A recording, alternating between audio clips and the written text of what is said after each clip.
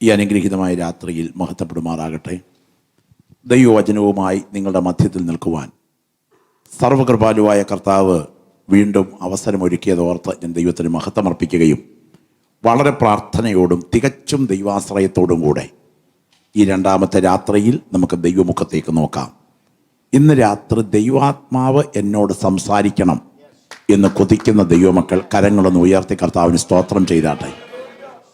ഈ രാത്രി തിരിച്ചറിയുക, അനുഭവിക്കുന്ന അനുഗ്രഹത്തിൻ്റെ റോസാപ്പൂക്കൾക്ക് വേണ്ടി മാത്രമല്ല, സഹിക്കുന്ന മുള്ളുകൾക്ക് വേണ്ടി കൂടെ ദൈവത്തെ സ്തുതിപ്പാൻ കഴിയുന്നതിൻ്റെ പുറകിൽ, എൻ്റെ ജീവൻ്റെ പുറകിൽ ചലിക്കുന്ന മഹാദൈവത്തിൻ്റെ കരം ഉയർന്നു നിൽക്കുന്നു എന്ന് തിരിച്ചറിയുന്ന ദൈവമക്കൾ പറയണം, എല്ലാ സാഹചര്യങ്ങളെയും നിയന്ത്രിക്കുന്ന മഹാദൈവത്തിൻ്റെ കരം ഇതിൻ്റെ പുറകിൽ ഉയർന്നു നിൽക്കുകയാണ്. ഞാൻ ഇന്നതുപോലെ ഓർക്കുന്നു, ചില വർഷങ്ങൾക്ക് പുറകിൽ ഇന്ത്യക്ക് പുറത്ത് ഒരു രാജ്യത്ത് സുവിശേഷ പ്രസംഗത്തിന് അവസരമുണ്ടായി. എയർപോർട്ടിൽ വന്നിറങ്ങിയിട്ട് അതിവേഗം യോഗവേദിയിലേക്ക് ഞാൻ ചെല്ലുകയാണ്. രാത്രിയിൽ തന്നെ പ്രസംഗിച്ച് തുടങ്ങണം. പക്ഷേ ഞാൻ പ്രസംഗിക്കുവാൻ ചെല്ലുന്ന സമയം അല്പം വൈകിപ്പോയതുകൊണ്ട് ഒരു സഹോദരൻ, രവീന്ദ്രൻ എന്ന പേരുള്ള ഒരു സഹോദരൻ അവിടെ സാക്ഷ്യം പറയുവാനായിട്ട് എഴുന്നേറ്റു. അദ്ദേഹം സാക്ഷ്യം പറഞ്ഞുകൊണ്ടിരിക്കുന്ന സമയത്താണ് ഞാൻ ആ വേദിയിലോട്ട് കയറി ചെല്ലുന്നത്. അദ്ദേഹം പറഞ്ഞ സാക്ഷ്യം എന്നെ അത്ഭുതപ്പെടുത്തുകയും ഏത് വേദികളിലും ജീവൻ്റെ വചനം പ്രസംഗിക്കാൻ ഉള്ള ഉൾപ്രേരണ തരികയും ചെയ്തു. അദ്ദേഹം പറഞ്ഞത് ഇങ്ങനെയാണ്. അദ്ദേഹം തിരുവല്ല ബസ് സ്റ്റാൻഡിൽ ഒരു ഓട്ടോ ഡ്രൈവറായിരുന്നു. അദ്ദേഹം ഓട്ടോ ഓടിച്ച് നിരണം ഭാഗത്തേക്ക് പോയിട്ട് തിരിച്ചു വരുന്ന സമയം, അക്രൈസ്തവ പശ്ചാത്തലത്തിൽ ജീവിച്ചു വരുന്ന അദ്ദേഹത്തിന്, ദൈവത്തിന് സ്തോത്രം, നിരണം അതേ ഭാഗത്തുനിന്ന് തിരിച്ചു വരുമ്പോൾ ഒരു കണ്ടത്തിൻ്റെ ഭാഗത്ത് ഒരു സുവിശേഷ യോഗം നടക്കുന്നത് കേട്ടു. താൻ ഓട്ടോ സൈഡിലേക്ക് ഒതുക്കി അല്പനേരം ഒന്ന് പുറത്തിറങ്ങാമെന്ന് വെച്ച് വിശ്രമിക്കാൻ ഓട്ടോ സൈഡിലേക്ക് ഒതുക്കിയിട്ട് താൻ അല്പ മിനിറ്റുകൾ നിന്നു. അവിടെ താനൊരു കല്ലിൽ ഇരുന്ന്, ഒരു മയിൽക്കുറ്റിയിൽ ഇരുന്ന് ഈ പ്രസംഗം കേൾക്കുകയാണ്. 9 മണിയായപ്പോൾ പ്രസംഗത്തിൽ ക്രൂശിനെ കുറിച്ച് വിശകലനം ചെയ്യുന്ന സമയം അദ്ദേഹം ആ 2 കൈകളും ഉയർത്തിപ്പിടിച്ചുകൊണ്ട് ഇങ്ങനെ പ്രാർത്ഥിച്ചു: യേശുവേ, നീ ജീവിക്കുന്ന ദൈവമാണോ ഇല്ലയോ എനിക്കറിയില്ല, എന്നാൽ ഞാൻ അങ്ങയുടെ മുൻപിൽ ഒരടയാളം വയ്ക്കുന്നു. എൻ്റെ കുടുംബാംഗങ്ങൾ എനിക്ക് വിവാഹാലോചന നടത്തിക്കൊണ്ടിരിക്കുന്നു. എൻ്റെ ഹൃദയം ഞാൻ അങ്ങയ്ക്കായി സമയം സമർപ്പിക്കുകയാണ്. അടുത്ത ദിവസം ഞങ്ങളുടെ കുടുംബത്തിൻ്റെ താല്പര്യമനുസരിച്ച് ഒരു പെൺകുട്ടിയെ കാണാൻ പോകുന്നുണ്ട്. ആ കാണാൻ പോകുന്ന സമയം ഞങ്ങൾ തമ്മിൽ സംസാരിക്കുമ്പോൾ അവളും യേശുവിനെ രക്ഷിതാവായി സ്വീകരിച്ചവളാണെന്ന് അവൾ എന്നോട് വ്യക്തിപരമായി പറഞ്ഞാൽ യേശു ജീവിക്കുന്ന ദൈവമാണ് എന്ന് ഞാൻ ഉറപ്പിക്കും. അപ്പോൾ തന്നെ ഈ മയിൽക്കുറ്റിയിലിരുന്ന് യേശുവേ ദേവാ, അവിടുന്ന് എൻ്റെ ഹൃദയത്തിലേക്ക് വരണമേ എന്ന് പറഞ്ഞുകൊണ്ട് പ്രാർത്ഥിച്ച് അദ്ദേഹം ഓട്ടോയിൽ കയറി. ഈ അക്രൈസ്തവ സഹോദരൻ, ഈ രവീന്ദ്രൻ, മടങ്ങി. അടുത്ത ദിവസം കല്യാണാലോചനയുള്ള ബന്ധത്തിൽ വീട്ടിൽ ചെന്നു. സ്വകാര്യ സംഭാഷണത്തിൽ ഏർപ്പെട്ടപ്പോൾ, താല്പര്യമായി കഴിഞ്ഞപ്പോൾ ആ പ്രിയപ്പെട്ട ആ സഹോദരി പറഞ്ഞു, ചേട്ടൻ എന്നെ കല്യാണം കഴിച്ചാലും ഇല്ലെങ്കിലും ഒരു കാര്യം ഞാൻ ഉറപ്പിച്ച് പറയാൻ ആഗ്രഹിക്കുകയാണ്. ഞാൻ യേശുവിനെ ജീവിതത്തിൻ്റെ കർത്താവായി ഏറ്റുവാങ്ങിയൊരു ദൈവപൈതലാണ്. വിവാഹം നമ്മുടെ ആചാരപ്രകാരം നടന്നാലും ശേഷിച്ച കാലം ഞാൻ യേശുവിനുള്ളവളായിരിക്കും. നിറകണ്ണുകളോടുകൂടെ രവീന്ദ്രൻ പറഞ്ഞു, കഴിഞ്ഞ ശനിയാഴ്ച വൈകിട്ട് മയിൽക്കുറ്റിയിലിരുന്ന് യേശുവിനെ ജീവിതത്തിൻ്റെ കർത്താവായി ഏറ്റുവാങ്ങിയപ്പോൾ ഞാൻ യേശുവിനോട് ചോദിച്ച അടയാളമാണിത്. യേശു ജീവിക്കുന്ന ദൈവം തന്നെ. ദൈവത്തിന് സ്തോത്രം. ഇന്ന് രാത്രി നമുക്ക് പലർക്കും അത് വിശ്വാസമില്ലെങ്കിലും ഈ രാത്രി പ്രാർത്ഥിക്കുന്ന, ഉള്ളുരുകുന്ന വിഷയത്തിന് നടുവിൽ ഇറങ്ങി പ്രവർത്തിക്കാൻ കഴിവുള്ള ദൈവകരം എനിക്ക് വേണ്ടി ഉയർന്നു നിൽക്കുന്നെന്ന് ബോധ്യമുള്ള ദൈവമക്കൾ ആത്മാവിൽ പറയണം. ആളെണ്ണം കുറവാണെങ്കിൽ സാരമില്ല, എൻ്റെ ദൈവത്തിൻ്റെ കരം ഇതിൻ്റെ പുറകിൽ ചലിക്കുന്നുണ്ട്. അവൻ്റെ കരം ഇതിൻ്റെ പുറകിൽ പ്രവർത്തിക്കുന്നുണ്ട്. ദൈവത്തിന് സ്തോത്രം. ഞാൻ ഏറ്റവും സന്തോഷിക്കുന്ന കാര്യം, ഇദ്ദേഹത്തിൻ്റെ ഭാര്യ നേഴ്സിംഗ് വിദ്യാഭ്യാസം പൂർത്തിയാക്കിയൊരു പെൺകുട്ടിയായിരുന്നു. ഓട്ടോ ഡ്രൈവറായിരിക്കുന്ന അദ്ദേഹത്തെ വിവാഹം കഴിച്ചെങ്കിലും ആ തലത്തിൽ വിദേശത്തേക്ക് പോകാനൊരു അവസരമുണ്ടായി. അങ്ങനെ അവർ ഇന്ത്യക്ക് പുറത്തൊരു രാജ്യത്ത് ചേക്കേറി. അങ്ങനെ ഇരിക്കുന്ന സമയം അവിടെ ഒരു സഭയിൽ കൂടിയ സമയം ആ സഭയിൽ വെച്ച് പാസ്റ്ററോട് പറഞ്ഞു, കൺവെൻഷൻ ക്രമീകരിച്ച് ഉദ്ദേശിച്ചിട്ടുണ്ടെങ്കിൽ കണ്ടത്തിൽ പ്രസംഗിച്ച പണ്ടത്തെ ഉപദേശിയെ വിളിച്ചുകൊണ്ട് വന്നാൽ നന്നായിരിക്കും. അങ്ങനെയാണ് അദ്ദേഹം എൻ്റെ പേര് അവിടെ സജസ്റ്റ് ചെയ്യുന്നതും ഞാൻ അതിഥി പ്രസംഗകനായി അവിടെ എത്തുന്നതും. കണ്ടോ പോയ പോക്കേ. അങ്ങനെയാണെങ്കിൽ ആൾക്കൂട്ടമല്ല വിഷയം. ഗ്രൗണ്ടിലെ ആളിനേക്കാൾ ഏതെങ്കിലും മാധ്യമത്തിലൂടെ വഴിവക്കിലൊരു മയിൽ കുറ്റിയിലിരുന്ന് ഒറ്റയ്ക്ക് ജീവന്റെ വചനം കേൾക്കുന്ന വ്യക്തികളിൽ പ്രവർത്തിക്കാൻ ഈ വചനത്തിന് ശക്തിയുണ്ടെങ്കിൽ ഇന്ന് രാത്രിയിൽ ഷാർജ വർഷിപ്പ് സെന്ററിൽ ഒരുപറ്റം ആത്മാവിൽ ആരാധിക്കുന്ന ദൈവമക്കളുടെ സ്തോത്ര സ്വരങ്ങൾക്ക് മുൻപിൽ ഉയരുന്ന ജീവന്റെ വചനം ഏതെങ്കിലും വിഷയത്തിൽ നെടുവീർപ്പിട്ടുകൊണ്ട് ഈ രാത്രി യോഗത്തിൽ കടന്നു വന്നിരിക്കുന്നവരുടെ ജീവിതത്തിന്റെ ബന്ധനം അഴിക്കാൻ ഇവിടെ ആത്മാവിൽ ചലിക്കുന്നുണ്ടെന്നുള്ള ബോധ്യം അകത്ത് ഭരിക്കുന്ന ഒരൊറ്റ ദൈവ പൈതൽ ഇതിനകത്തിരിപ്പുണ്ടെങ്കിൽ വാ പൂട്ടി മൗനമായിട്ടിരിക്കരുത്. മുഴുബലത്തോടെ ദൈവത്തെ ആരാധിച്ച് തുടങ്ങണം. ആരാധിക്കുന്ന ദൈവമക്കൾ തിരിച്ചറിയണം, നീ യോഗത്തിനകത്തിരുന്ന് സ്തോത്രത്തോടെ നിഷ്കളങ്കമായി ദൈവത്തെ ആരാധിക്കുമ്പോൾ നിനക്ക് വേണ്ടി പ്രവർത്തിപ്പാൻ അവിടുത്തെ കരം ബലത്തോടെ ഇവിടെ ഉയരുകയായിരിക്കും. Glory, hallelujah, hallelujah, hallelujah. ദൈവത്തിന് മഹത്വം, ദൈവത്തിന് മഹത്വം. ഞാൻ എൻ്റെ വാത്സല്യ സഹോദരങ്ങളോട് പറയട്ടെ, ദൈവത്തിൻ്റെ ദാസൻ അബ്രഹാം അതെ മലയുടെ മുകളിൽ യാഗപീഠത്തിലേക്ക് ഇസഹാക്കിനെ എടുത്ത് കിടത്തുന്ന സമയത്ത് ഒരു ഇസഹാക്കിനെയാണ് എടുത്ത് കിടത്തിയത്. എന്നാൽ അല്ലെങ്കിൽ കയറി കിടന്നത് ഒരു ഇസഹാക്കാണ്. എന്നാൽ യാഗപീഠത്തിൽ നിന്നും തിരികെ കിട്ടിയത് ഒരു ഇസഹാക്കല്ല, തലമുറകളുടെ വംശങ്ങളുടെ പിതാവിനെയാണ്. ആരാധനയ്ക്ക് ദൈവസന്നിധിയിൽ ജീവിതത്തെ കൈമാറാൻ താല്പര്യമുള്ളൊരു ദൈവ പൈതൽ ഇവിടെയുണ്ടോ? ആരാധനയ്ക്ക് നടുവിൽ നിന്റെ തലമുറകളിലേക്ക് ഒഴുകിയിറങ്ങുന്ന ദൈവത്തിന്റെ വാഗ്ദത്തങ്ങൾ നീ കൈനീട്ടി ഏറ്റുവാങ്ങി മാത്രമേ ഈ ആരാധന കഴിഞ്ഞ് മടങ്ങിപ്പോകുകയുള്ളൂ.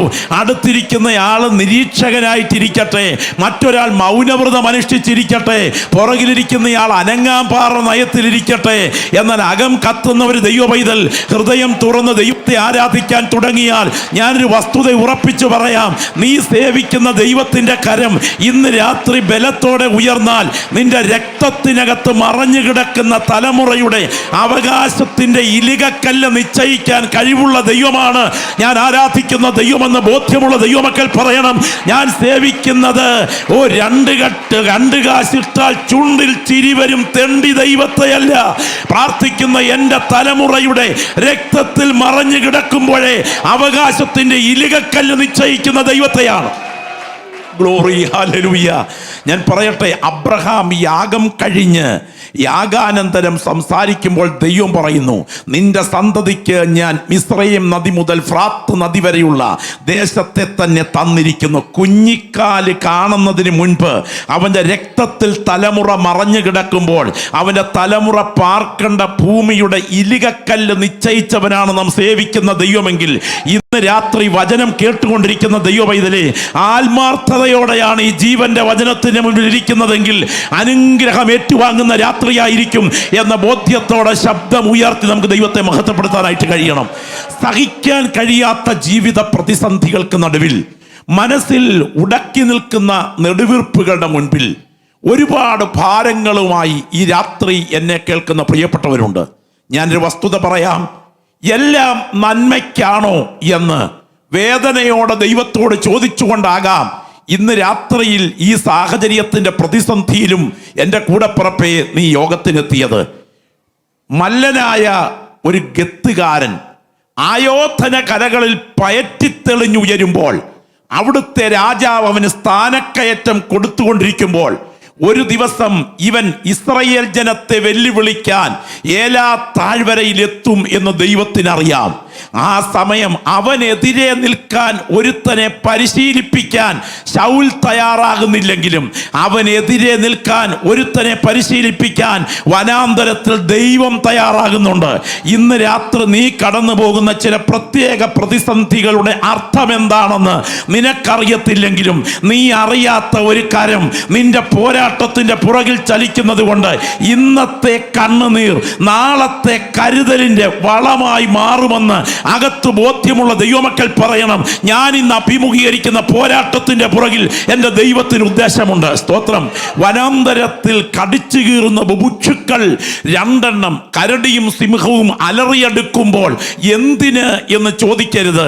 ഇവിടെ നിന്നെ പോരാട്ടം അഭ്യസിപ്പിച്ചിട്ട് വേണം ഏലാ താഴ്വരയിലെ പരസ്യരംഗത്തെ പോരാട്ടത്തിൽ നിന്റെ കരങ്ങൾക്ക് ദൈവം കരുത്ത് തരാൻ. ഇന്ന് രാത്രി വചനം കേൾക്കുന്ന ദൈവ പൈതലേ, ആരോടും തുറന്നു പറയാൻ കഴിയാതെ ഒറ്റയ്ക്കിരുന്ന് നെടുവീർപ്പെട്ടുകൊണ്ടിരിക്കുന്ന ചില പ്രാർത്ഥനയുടെ ചോദ്യങ്ങളുടെ പുറകിൽ പരിശുദ്ധാത്മാവ് ഇന്ന് രാത്രി തോളിൽ കൈവച്ചൊരു ദൂത് പറയുന്നു. നാളെ നീ അഭിമുഖീകരിക്കാൻ തുടങ്ങുന്ന കനത്ത പോരാട്ടത്തിൽ നിന്നെ ബലത്തോടെ നിർത്താൻ ഇന്ന് നീ അഭിമുഖീകരിക്കുന്ന ചെറിയ പോരാട്ടങ്ങളിലൂടെ നിനക്ക് ശക്തി പകരുന്ന ഒരു കരം ഇതാ നിന്റെ ജീവന്റെ പുറകിൽ ചലിച്ചു നിൽക്കുന്നു. നിന്റെ പടകിൽ യേശുവാണ് ആധിപത്യം പുലർത്തുന്നതെങ്കിൽ പടകിനെതിരെ ഉയരുന്ന ഒരു കൊടുങ്കാറ്റും നടുക്കടലിൽ ഇതിനെ തകർക്കുകയില്ല. ഓരോ കാറ്റിന്റെ ശക്തിയും കരയിൽ എത്തിക്കാനേ ഉപകരിക്കൂ എന്ന് ബോധ്യമുള്ള ദൈവമക്കൾ കരങ്ങളൊന്ന് ഉയർത്തിപ്പിടിച്ച് അനുഭവിക്കുന്ന പരിശോധനയ്ക്കൊന്ന് നന്ദി പറയാമോ? ശബ്ദമുയരട്ടെ, ശബ്ദമുയരട്ടെ. ഒരു വായ്പോലും അടഞ്ഞിരിക്കാതെ ശബ്ദമുയർത്തി ഒന്ന് പറഞ്ഞ്, ഞാൻ അനുഭവിക്കുന്ന പരിശോധനകൾക്ക് നന്ദി കർത്താവേ. ദൈവശക്തി ഇന്ന് രാത്രി ഈ ഹാളിൽ വ്യാപരിച്ചു കൊണ്ടിരിക്കുകയാണ്. എൻ്റെ പിൻപിലിരിക്കുന്ന കർത്തൃദാസന്മാരിൽ ചിലരോട്, എൻ്റെ മുൻപിലിരിക്കുന്ന പ്രിയപ്പെട്ടവരിൽ ചിലരോട് ദൈവത്തിൻ്റെ ആത്മാവ് നേരെ ചൂണ്ടി ആലോചന വിളിച്ചു പറയുന്നു. നീ അനുഭവിക്കുന്ന അനുഗ്രഹത്തിൻ്റെ പുറകിൽ മാത്രമല്ല, നീ സഹിക്കുന്ന കഷ്ടതയുടെ പുറകിലും നീ അറിയാത്ത ഒരു കരം നിനക്ക് വേണ്ടി ചലിച്ചു കൊണ്ടിരിക്കുകയാണ്. പൊത്തിപ്പേറിന്റെ ഭാര്യയുടെ ഇംഗിതത്തിന് വഴങ്ങി പൊത്തിപ്പേറിന്റെ വീട്ടിൽ സന്തോഷത്തോടെ കഴിയുന്നതിനേക്കാൾ കാരാഗ്രഹത്തിൽ എൻ്റെ ദൈവത്തോടുകൂടെ കഷ്ടതയുടെ മട്ടോളം ഊറ്റിക്കുടിച്ച് കഴിയുന്നതാണ് ഭാഗ്യമെന്ന് തിരിച്ചറിയുന്ന ഒരു ദൈവപൈതൽ ഇവിടെ ഉണ്ടെങ്കിൽ ഈ രാത്രി ഇരിക്കുന്ന ഇരിപ്പിൽ കൈയടിച്ചോ കരമുയർത്തിയോ ദൈവത്തിന് മഹത്വമർപ്പിച്ചുകൊണ്ട് പറയണം, ഞാൻ അനുഭവിക്കുന്ന അനുഗ്രഹത്തിന് മാത്രമല്ല, ഞാൻ സഹിക്കുന്ന പരിശോധനയുടെ പുറകിലും ഞാൻ ആരാധിക്കുന്ന ദൈവത്തിന് കരം ചലിക്കുന്നുണ്ട്.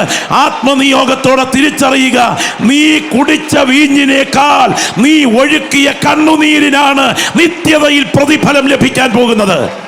ഒരിക്കൽ കൂടെ ഞാൻ പറയട്ടെ, നീ കുടിച്ച വീഞ്ഞിനേക്കാൾ നീ ഒഴുക്കിയ കണ്ണുനീരിനാണ് നിത്യതയിൽ പ്രതിഫലം ലഭിക്കാൻ പോകുന്നത്. പ്രാർത്ഥനയോടുകൂടെ തുറക്കാം. തിരുവെഴുത്തിലേക്ക് ഞാൻ നിങ്ങളുടെ ശ്രദ്ധയെ ക്ഷണിക്കുകയാണ്. നമുക്ക് വിശുദ്ധ വേദപുസ്തകത്തിലേക്ക് ഇരമ്യാ പ്രവചനം 9-ാം അധ്യായത്തിൻ്റെ 2-ാമത് വാക്യത്തിൻ്റെ ആദ്യത്തെ ഭാഗം. എല്ലാവരും പുസ്തകം തുറന്ന് നിങ്ങളുടെ ശ്രദ്ധ ആ ഭാഗത്തേക്ക് ഊന്നുവാൻ ഞാൻ നിങ്ങളെ പ്രബോധിപ്പിക്കുന്നു. ഇരമ്യാ പ്രവചനം 9-ാം അധ്യായത്തിൻ്റെ 2-ാമത്തെ വാക്യം.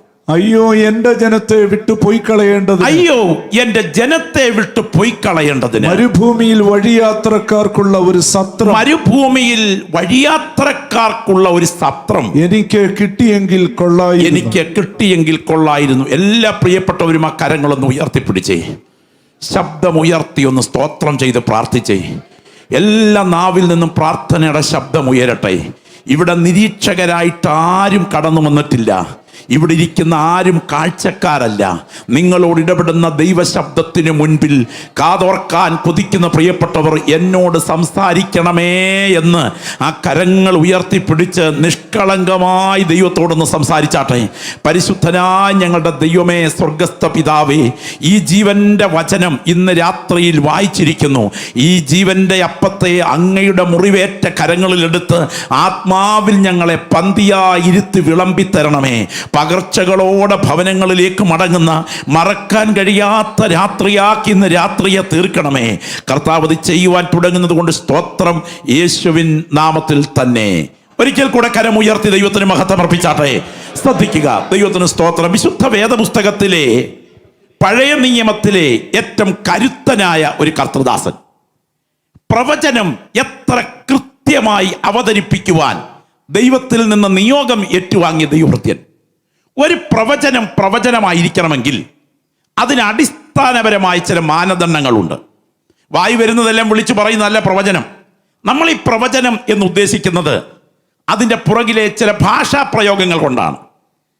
തട്ടിക്കളയാൻ, വെട്ടിക്കളയാൻ, കൂട്ടമായി പട്ടിണിക്കിടാൻ, നോട്ടമിട്ട സ്ഥാനത്ത് നിന്ന് പട്ടുമെത്തയുടെ അവസ്ഥ തന്ന് മാനിച്ചുയർത്തിയവൻ ഞാനല്ലേ മോനെ എന്ന് പറഞ്ഞാൽ നമ്മൾ പറയും പ്രവചനമാണെന്ന്. സ്തോത്രം. ബന്ധനം, അന്ധകാരം, പോരാട്ടം, കെട്ട്, ഈ 3-4 പ്രയോഗങ്ങൾ ആവർത്തിച്ച് പറഞ്ഞാൽ അത് പലപ്പോഴും പ്രവചനമാണെന്ന് തെറ്റിദ്ധരിക്കും. എന്നാൽ യഥാർത്ഥ പ്രവചനത്തിന് അടിസ്ഥാനപരമായ ചില അളവുകോലുകളുണ്ട്. ഒരു പ്രവചനമായിരിക്കാൻ കുറഞ്ഞ പക്ഷം 5 അളവുകോലുകൾ ശ്രദ്ധിക്കണം. 1, അത് നിറവേറുന്നതിന് മുൻപ് പ്രഖ്യാപിച്ചതായിരിക്കണം. നിറവേറിക്കഴിഞ്ഞ കാര്യം പ്രാർത്ഥനയിൽ നിന്നോ മറ്റോ ചികഞ്ഞെടുത്ത് താത്വികമായി അവതരിപ്പിക്കുന്ന അല്ല പ്രവചനം. നിറവേറുന്നതിന് മുൻപ് പ്രവചനം പ്രഖ്യാപിച്ചിരിക്കണം. പ്രഖ്യാപനത്തിനും നിറവേറലിനുമിടയിൽ വ്യക്തമായൊരു ഇടവേളയുണ്ടായിരിക്കണം. തെളിവുകൾ നിരത്താൻ ഒത്തിരിയുണ്ട്. പ്രഖ്യാപിതാവ് വിശദാംശങ്ങൾ പ്രദാനം ചെയ്ത് പ്രവചനം പ്രഖ്യാപിക്കണം. കുട്ടിയാണാകാനും പെണ്ണാകാനും സാധ്യതയുണ്ടെന്നോ, മഴ പെയ്യാനും പെയ്യാതിരിക്കാനും സാധ്യതയുണ്ടെന്നോ മട്ടി പ്രവചിക്കരുത്. പ്രവചനം വിശദാംശങ്ങൾ പ്രദാനം ചെയ്ത് പ്രവചിക്കണം. ദൈവത്തിന് സ്തോത്രം. നീയോ ബേദലഹേം എഫ്രാത്തേ, നീ യഹൂദ സഹസ്രങ്ങളിൽ ചെറുതായിരുന്നാലും എന്റെ ജനമായ ഇസ്രായേലിനെ മേയിപ്പാനുള്ള തലവൻ എനിക്ക് നിന്നിൽ നിന്ന് പുറപ്പെട്ടു വരും. പ്രവാചക, രാജാക്കന്മാർ ജനിക്കുന്നത് കൊട്ടാരത്തിലോ കുഗ്രാമത്തിലോ? കൊട്ടാരത്തിൽ. പിന്നെങ്ങനെ ഈ ബേദലഹേമിൽ ജനിക്കും? ദൈവാത്മാവ് എന്നോട് പറഞ്ഞു, ഞാൻ പറഞ്ഞതേ ഉള്ളൂ. നിറവേറേണ്ട സമയമെടുത്തപ്പോൾ ഒരു സാധുവായ ഗർഭിണി സ്ത്രീ വേച്ചും വിറച്ചും ബേദലഹേമിൽ എത്തിയപ്പോൾ ജനനം നടക്കാൻ കാരണം അരുളി ചെയ്തവൻ ദൈവമാണെങ്കിൽ നിവർത്തിക്കാൻ കഴിവുള്ള കരവും അവിടത്തേക്ക് വ്യാപരിക്കുന്നുണ്ട്. ആ പ്രവചനം മാനുഷിക കാഴ്ചപ്പാടുകൾക്കും ധാരണകൾക്കും അതീതമായിരിക്കണം. ഏറ്റവും പ്രധാനപ്പെട്ട വിഷയം, പ്രവചിച്ച വിഷയം എല്ലാ കാര്യത്തിലും എല്ലാ വശത്തും വള്ളി പുള്ളി വ്യംഗ്യ ചമൽക്കാര വ്യത്യാസമില്ലാതെ കൃത്യമായി നിറവേറണം. അങ്ങനെ ചരിത്രത്തിൽ നിറവേറ്റപ്പെട്ട ഒരു പ്രവചന പുരുഷനുണ്ടെങ്കിൽ അതിന്ന് രാത്രി നമ്മൾ പ്രസംഗിക്കുന്ന നസറേനായ യേശുവാണ്. അവരിലാണ് പ്രവചനങ്ങൾ കേന്ദ്രീകരിക്കപ്പെട്ടിരിക്കുന്നത്. ആ വിധത്തിൽ പ്രവചനം കൃത്യതയോടെ പറയാൻ ദൈവം ഉപയോഗിച്ച ഒരു കാലഘട്ടത്തിന്റെ കരുത്തുറ്റ പ്രവാചകനാണ് ഇരമ്യാ പ്രവാചകൻ. കാലഗണനാ സംഖ്യകൾ പോലും കൃത്യമായി തന്നെ അവതരിപ്പിച്ചിട്ടുണ്ട്. ഈ ദൈവദാസൻ മാനസികമായി വളരെ തളർന്നവനായിരുന്നു. അദ്ദേഹം ശുശ്രൂഷയിൽ മുൻപോട്ട് പോകുമ്പോൾ തൻ്റെ ശുശ്രൂഷ അനുഭവിക്കാൻ വിളിക്കപ്പെട്ട ആളുകൾ തനിക്കെതിരെ വ്യാജമായ പദ്ധതികൾ ആസൂത്രണം ചെയ്തു. മനസ്സ് തകർന്നു. ശരിക്കും പറഞ്ഞാൽ ഉള്ളു പൊള്ളിയാണ് ശുശ്രൂഷിച്ചത്. അനുഭവിച്ച വേദനയ്ക്ക് നടുവിൽ ഈ കർത്തൃദാസൻ പറഞ്ഞ വാക്കുകൾ പലപ്പോഴും ചങ്കിൽ അതേ ആയുധം പോലെ തറയ്ക്കുന്നതാണ്. കഷ്ടവും സങ്കടവും അനുഭവിച്ച് ജീവകാലം നിന്നയിൽ കഴിയേണ്ടതിന് ഞാൻ എൻ്റെ അമ്മയുടെ ഗർഭപാത്രത്തിൽ നിന്ന് പുറത്തു വന്നത് എന്തിന്? ചോദിച്ച ചോദ്യത്തിൻ്റെ ഘനം നിങ്ങൾ തിരിച്ചറിയുമെങ്കിൽ പ്രവാചകന്റെ വേദന നിങ്ങൾക്കറിയാവുന്നതേ ഉള്ളൂ. ഈ ദൈവദാസനെ ദൈവം ശക്തമായ പ്രതികൂലങ്ങൾക്ക് നടുവിലും ഉപയോഗിക്കാൻ തയ്യാറായി. 40 വർഷത്തെ ദൗത്യം പൂർത്തിയാക്കുമ്പോൾ ബൈബിൾ കാനോനിലെ വിശിഷ്ട ഗ്രന്ഥമായി ഇരമ്യാ പ്രവചനം ചേരുമ്പോൾ ഒരു കാര്യം ഓർക്കണം, ആരൊക്കെ പ്രബലമായി എതിർത്താലും അടിസ്ഥാനമിട്ടവൻ ദൈവമാണെങ്കിൽ പണി പൂർത്തിയാക്കാതെ പിൻവലിക്കാത്ത ഒരു കരം എൻ്റെ ശുശ്രൂഷയ്ക്ക് പുറകിലുണ്ടെന്ന് വിശ്വസിക്കുന്ന ദൈവദാസന്മാർ വിളിച്ചു പറയണം. വിളിച്ചവൻ ദൈവമാണെങ്കിൽ പൂർത്തീകരിപ്പാൻ കഴിവുള്ള കരവും അവിടുത്തേക്കായിരിക്കും.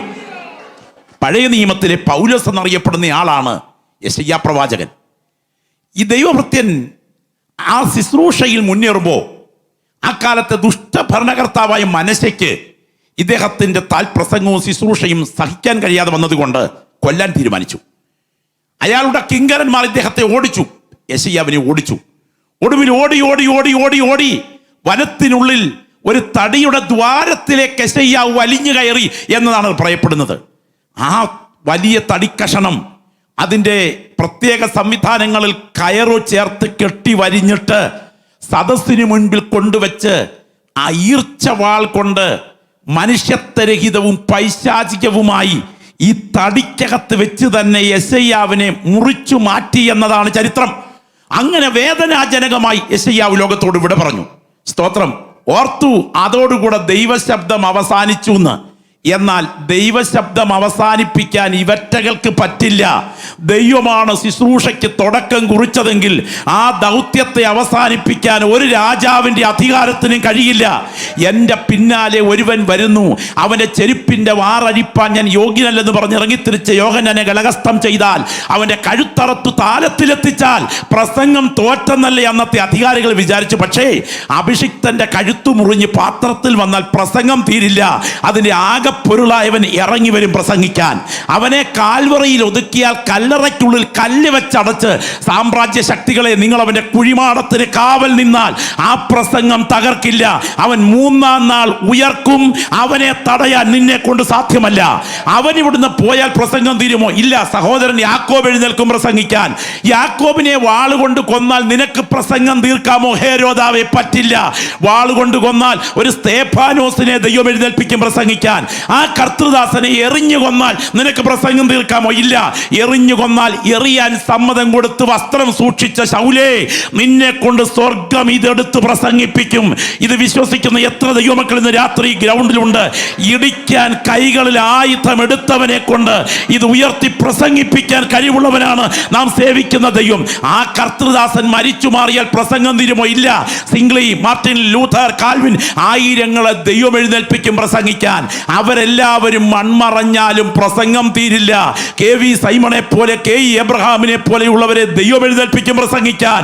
അവർ മൺമറഞ്ഞാലും പ്രസംഗം തീരില്ല. സാധുക്കളായി ഞങ്ങളെ ദൈവം ഈ വേദിയിൽ ഇരുത്തും പ്രസംഗിക്കാൻ. ഇന്ന് രാത്രി ഓർക്ക്, ഞങ്ങളുടെ കഴുത്ത് നിലത്തിട്ട് തട്ടിയാലും പ്രസംഗം തീരില്ല. ചുണ്ടിത്തരം കാട്ടിക്കൊണ്ട് അപ്പനമ്മമാരുടെ മടിയിലിരിക്കുന്ന ഈ പിഞ്ചു കുഞ്ഞുങ്ങളെ കാഹളത്തിന്റെ ധ്വനി താമസിച്ചാൽ നാളെയുടെ നീളങ്ങളിൽ ഈ സത്യവചനവുമായി വേദികളിൽ നിർത്താൻ കഴിവുള്ള ദൈവത്തിന്റെ കരം ചരിത്രത്തിൽ ചലിക്കുന്നുണ്ട്. കൃപ ലഭിച്ച ദൈവമക്കൾ വിളിച്ചു പറയണം, ഏതൊക്കെ ആയുധങ്ങൾ എതിരെ ഉയർന്നാലും ഈ ആത്മീയ സത്യത്തെ വെച്ച് തകർക്കാൻ സാധ്യമല്ല. ദൈവം തക്ക സമയത്ത് തന്റെ അഭിഷിക്തന്മാരെ അടുത്ത സന്ദേശത്തിനായി കൈമാറ്റത്തിന് എഴുന്നേൽപ്പിക്കും. വിശ്വസിക്കുന്ന ദൈവമക്കൾ കരമൊന്ന് അടിച്ച് ദൈവത്തെ ആരാധിക്കാമോ? ഇന്ന് രാത്രി ഇതൊരു ദൂതായിട്ട് ഏറ്റെടുത്തുകൊള്ളുക. എത്ര കൊറോണ വന്നാലും, എത്ര പ്രതിസന്ധികൾ ഉയർന്നാലും, എത്ര കാലാവസ്ഥാ മാറ്റം ഉയർന്നാലും, ആത്മാവിൽ ആരാധിക്കുന്ന ദൈവമൈതലേ, ദൗത്യമേൽപ്പിച്ചവൻ ദൈവമാണെങ്കിൽ ഒരുത്തൻ മാറുമ്പോൾ അതിന്റെ പുറകിൽ മറ്റൊരുത്തനെ എഴുന്നേൽപ്പിച്ച് ഈ ദൗത്യം പൂർത്തീകരിപ്പാൻ ആ കരം ചലിക്കുന്നുണ്ട്. ഇന്നലെ ചലിച്ചു, നാളെ ചലിക്കുകയും ചെയ്യും. ദൈവത്തിന് സ്തോത്രം. ഇരമ്യാവിനെ ദൈവം അനാഥോത്ത് എന്ന് പറയുന്ന ഗ്രാമത്തിൽ നിന്ന് തന്റെ മഹത്വമുള്ള ദൗത്യ നിർവഹണത്തിനായി എഴുന്നേൽപ്പിക്കുകയാണ്. താൻ വളരെ ആത്മാർത്ഥതയോടെ ശുശ്രൂഷിച്ചയാളാണ്. ഒരിക്കൽ പോലും ഒരു പകയുടെ ലാഞ്ചന തൻ്റെ മനസ്സിലുണ്ടായിരുന്നില്ല. താൻ രാജ്യസ്നേഹിയായിരുന്നു. തൻ്റെ ഭാഷാപ്രയോഗം തന്നെ രാജ്യസ്നേഹത്തിൻ്റെ പ്രത്യക്ഷ അടയാളമാണ്.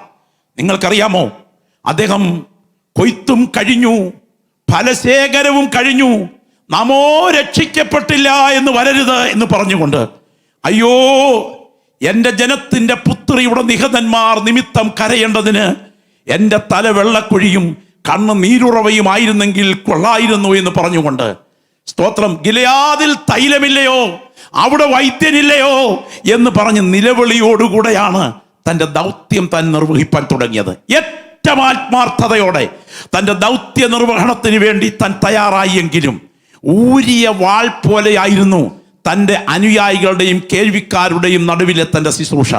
മനസ്സ് തകർത്ത് കളഞ്ഞു. തൻ്റെ ദൗത്യത്തിൻ്റെ ഗുണഭോക്താക്കളാകേണ്ടവരിൽ നിന്നും മനസ്സ് മുറിക്കുന്ന പ്രതികരണങ്ങൾ വന്നപ്പോൾ അവൻ്റെ മനസ്സ് വല്ലാതെ തകർന്നു. എന്നിട്ട് ഹൃദയവേദനയോടെ അവൻ പറയുകയാണ്, അയ്യോ എൻ്റെ ജനത്തെ വിട്ട പൊയ്ക്കളയേണ്ടതിന് മരുഭൂമിയിൽ വഴിയാത്രക്കാർക്കുള്ള ഒരു സത്രം എനിക്ക് ലഭിച്ചിരുന്നെങ്കിൽ കൊള്ളായിരുന്നു. എന്നെ ദൈവം ആക്കിയ സ്ഥാനത്ത് എനിക്ക് പിടിച്ചു നിൽക്കാൻ നിർവാഹമില്ല. മറ്റുള്ളവർ കാണുമ്പോൾ മുഖത്ത് നോക്കി ചിരിക്കുമെങ്കിലും ഉള്ളു പൊള്ളുന്ന വേദനകളുമായിട്ടാണ് ഞാൻ എൻ്റെ ദൗത്യ മേഖലയിൽ നിലകൊള്ളുന്നത്. ഒരപ്പൻ എന്ന നിലയിൽ കുടുംബത്തിൻ്റെ ഉത്തരവാദിത്തം ഏറ്റെടുക്കാൻ, ഒരു പാസ്റ്റർ എന്ന നിലയിൽ സഭയുടെ ഉത്തരവാദിത്തം ഏറ്റെടുക്കാൻ, ഒരമ്മ എന്ന നിലയിൽ വീടിൻ്റെ ഉത്തരവാദിത്തം ഏറ്റെടുക്കാൻ, ദൈവം ഏൽപ്പിച്ച പല ഉത്തരവാദിത്തങ്ങളും നിർവിഘ്നം നിർവഹിക്കുമ്പോഴും ഉള്ളിൻ്റെ ഉള്ളിൽ എവിടെയോ കൊത്തി വലിക്കുന്ന ഒരു നിരാശയ്ക്ക് മുൻപിൽ ഇല്ല.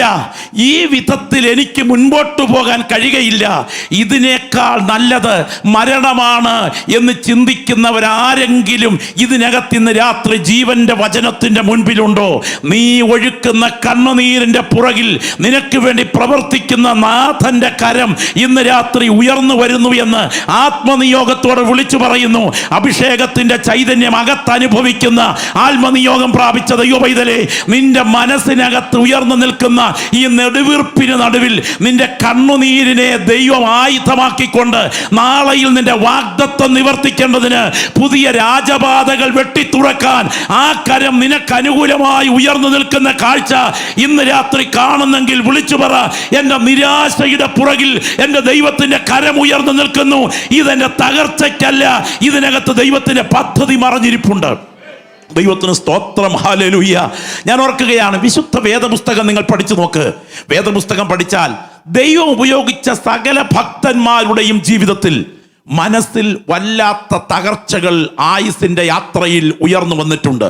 മറ്റുള്ളവർക്ക് മനസ്സിലാക്കാൻ കഴിയാത്ത വേദനകൾ ഉള്ളിൽ വല്ലാതെ തിങ്ങി നിറയുന്ന സാഹചര്യം ഉണ്ടായിട്ടുണ്ട്. എന്നാൽ വിളിച്ചവൻ ദൈവമാണെങ്കിൽ പൂർത്തീകരിപ്പാൻ ആ കരം നിന്റെ ജീവന്റെ പുറകിൽ ഉണ്ടായിരിക്കും.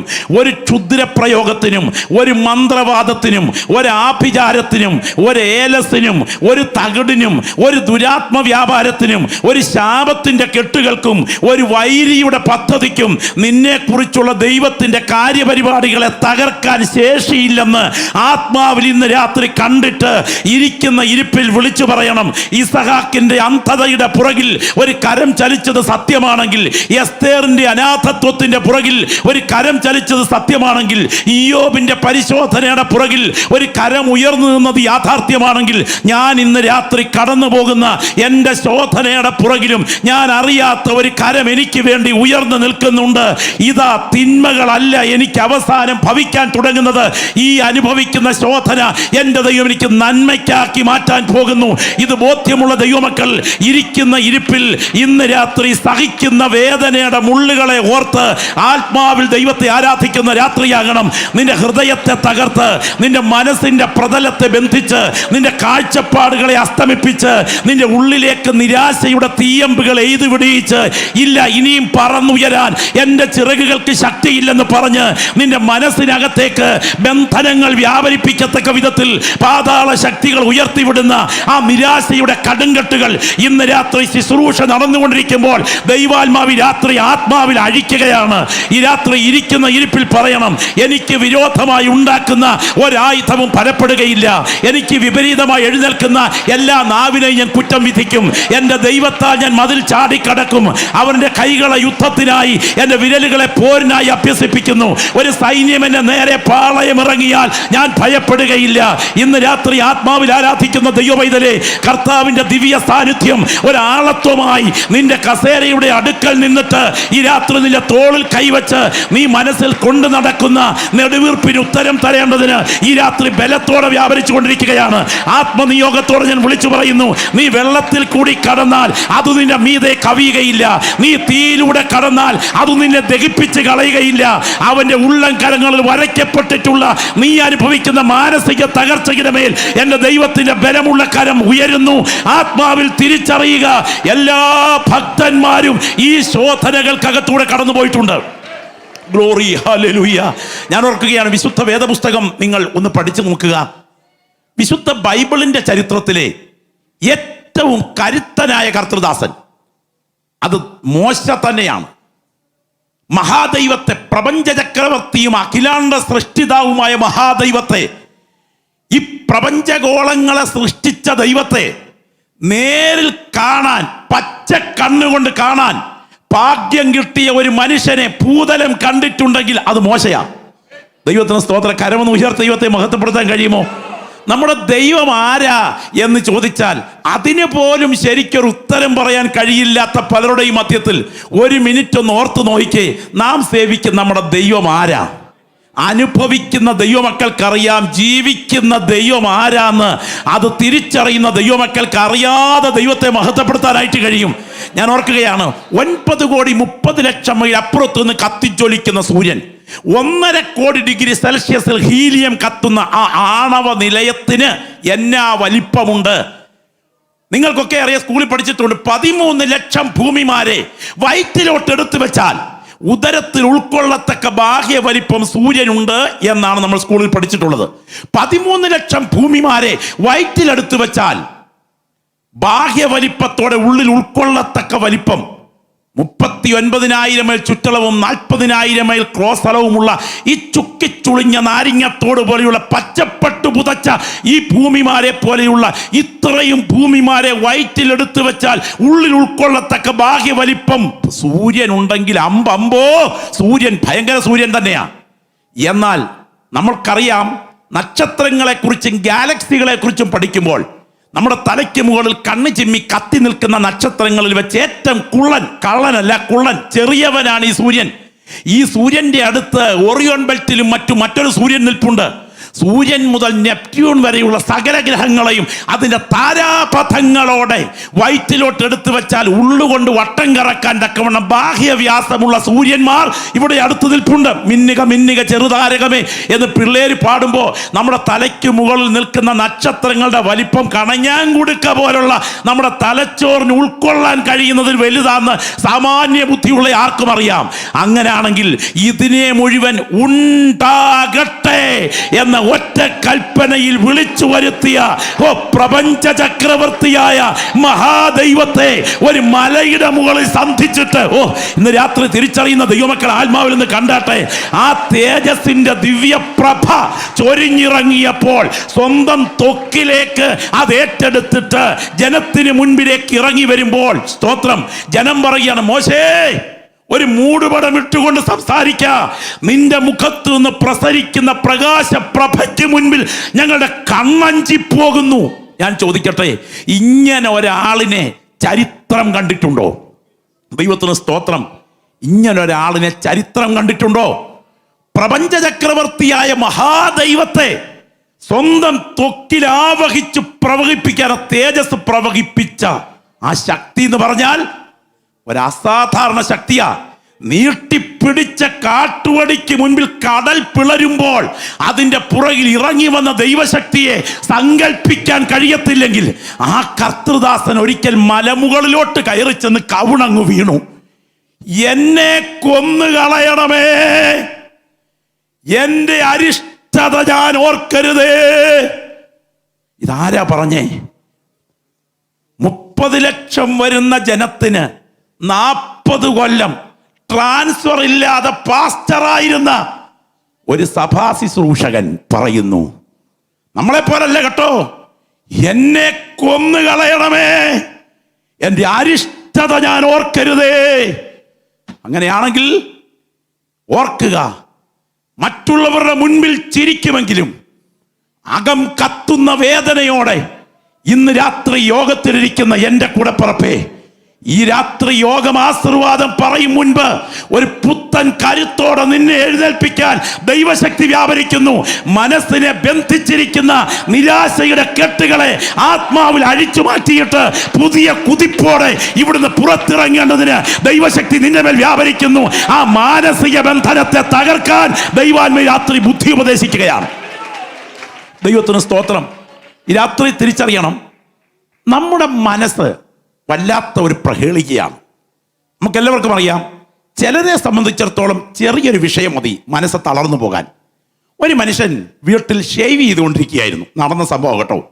ഷേവ് ചെയ്തുകൊണ്ടിരിക്കുന്ന സമയത്ത് അറിയാതെ കാരയിൽ കയറി ബ്ലേഡ് ഉടക്കി ഇച്ചിരി ചോര വന്നു. രാവിലെ സമയം പിള്ളേരെ സ്കൂളിൽ വിടുന്ന തിരക്കിന് ആൻറ്റി ഭയങ്കര അധ്വാനമായിരുന്നു. സ്കൂൾ ബസ് അന്നേരം വരും. അതനുസരിച്ച് പൊതികെട്ടുകയും അധ്വാനം നടത്തിക്കൊണ്ടിരിക്കുന്ന സമയത്ത് ഓടി അടുക്കളയിലോട്ട് എന്നിട്ട് പറഞ്ഞു, ഡീ ചോര.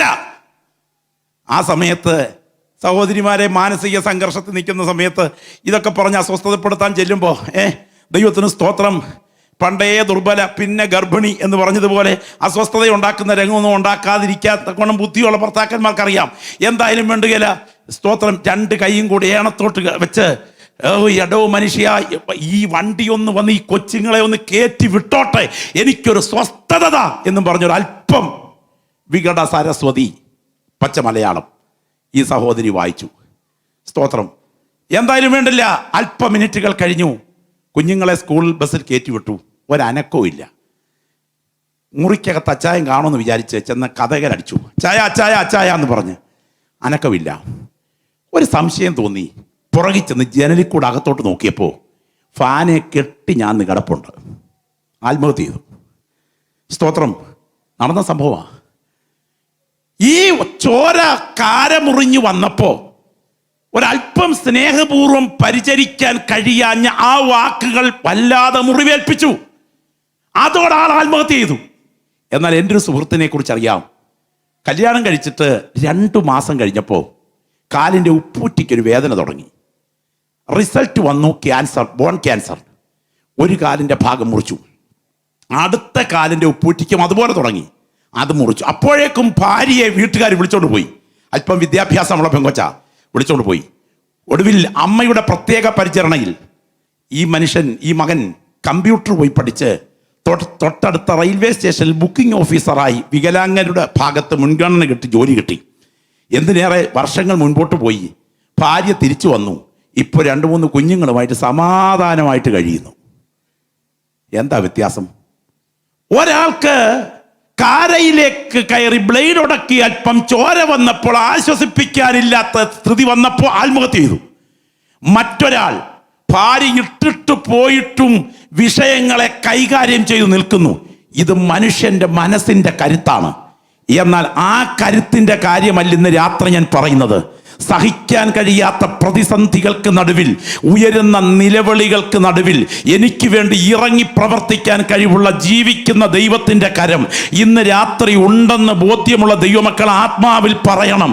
ഇന്ന് രാത്രി ഞാൻ അനുഭവിക്കുന്ന പ്രതിസന്ധികളുടെ മീതെ പറന്നുയരാൻ ഒരു കരുത്ത് എൻ്റെ മേൽ ദൈവം പകരണം.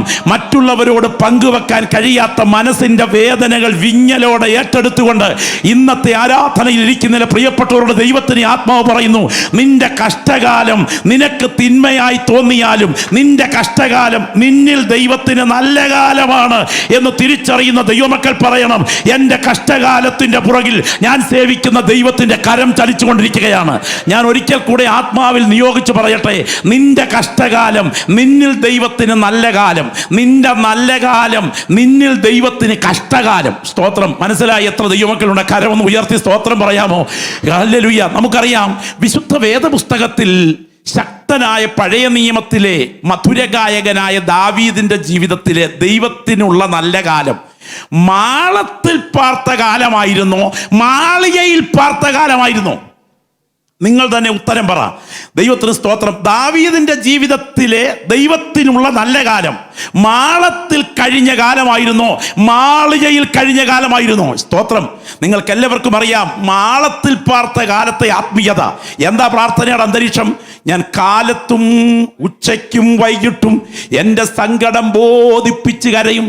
നിന്റെ നീതിയുള്ള ന്യായവിധികൾ ഹേതുവായി ഞാൻ നിനക്ക് സ്തോത്രം ചെയ്യേണ്ടതിന് അർദ്ധരാത്രിയിൽ എഴുന്നേൽക്കും. മാളത്തിൽ പാർക്കുന്ന സമയത്ത് അർദ്ധരാത്രിയിൽ എഴുന്നേറ്റ് സ്തോത്രം ചെയ്യും. മാളത്തിൽ നിന്ന് പാർപ്പ് മാളികയിലെത്തി. സന്ധ്യാസമയത്ത് അവൻ കട്ടിലിൽ നിന്ന് ഉണർന്നു.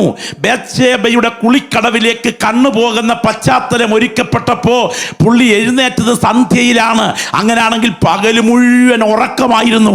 ഒരു കാര്യം ഇന്ന് രാത്രി ഓർത്തുകൊള്ളുക, ദൈവം നിനക്ക് അനുഗ്രഹം ഏറ്റുവാങ്ങാൻ സമൃദ്ധിയുടെ രംഗങ്ങൾ തരുമ്പോൾ അതിൽ നീ പ്രാപിച്ച ദൈവകൃപ നിലനിർത്തിയില്ലെങ്കിൽ നിന്റെ കുടുംബത്തിന് സഹിക്കാൻ കഴിയാത്ത നഷ്ടങ്ങൾ തൊട്ടുപുറകിൽ സംഭവിക്കുമെന്ന് ദൈവാത്മാവി രാത്രി തോളിൽ കൈവച്ചൊരാലോചന വിളിച്ചു പറയുകയാണ്.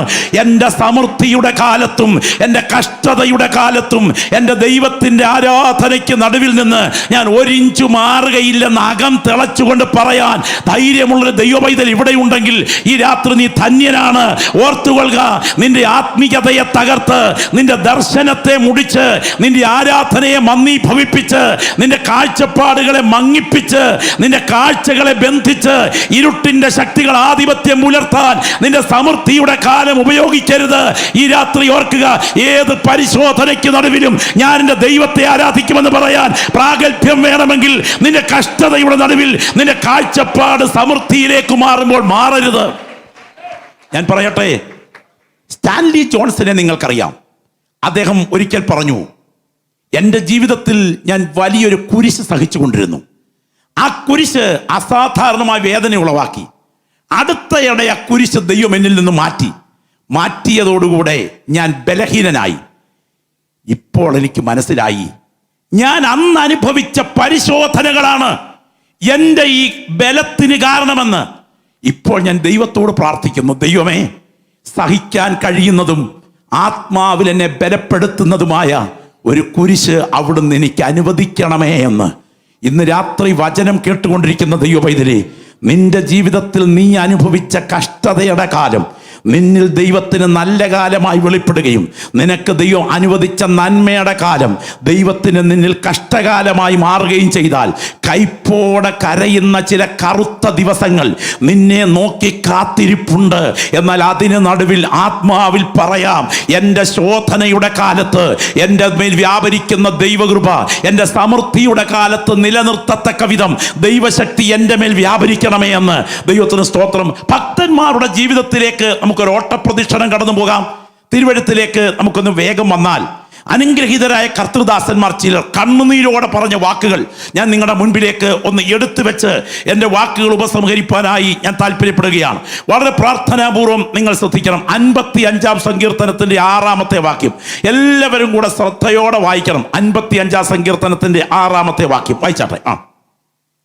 ശ്രദ്ധിച്ച് വായിക്കണം, എല്ലാവരും ശ്രദ്ധിച്ച് കേൾക്കുക. 55-ാം സങ്കീർത്തനം 6-ാം വാക്യം.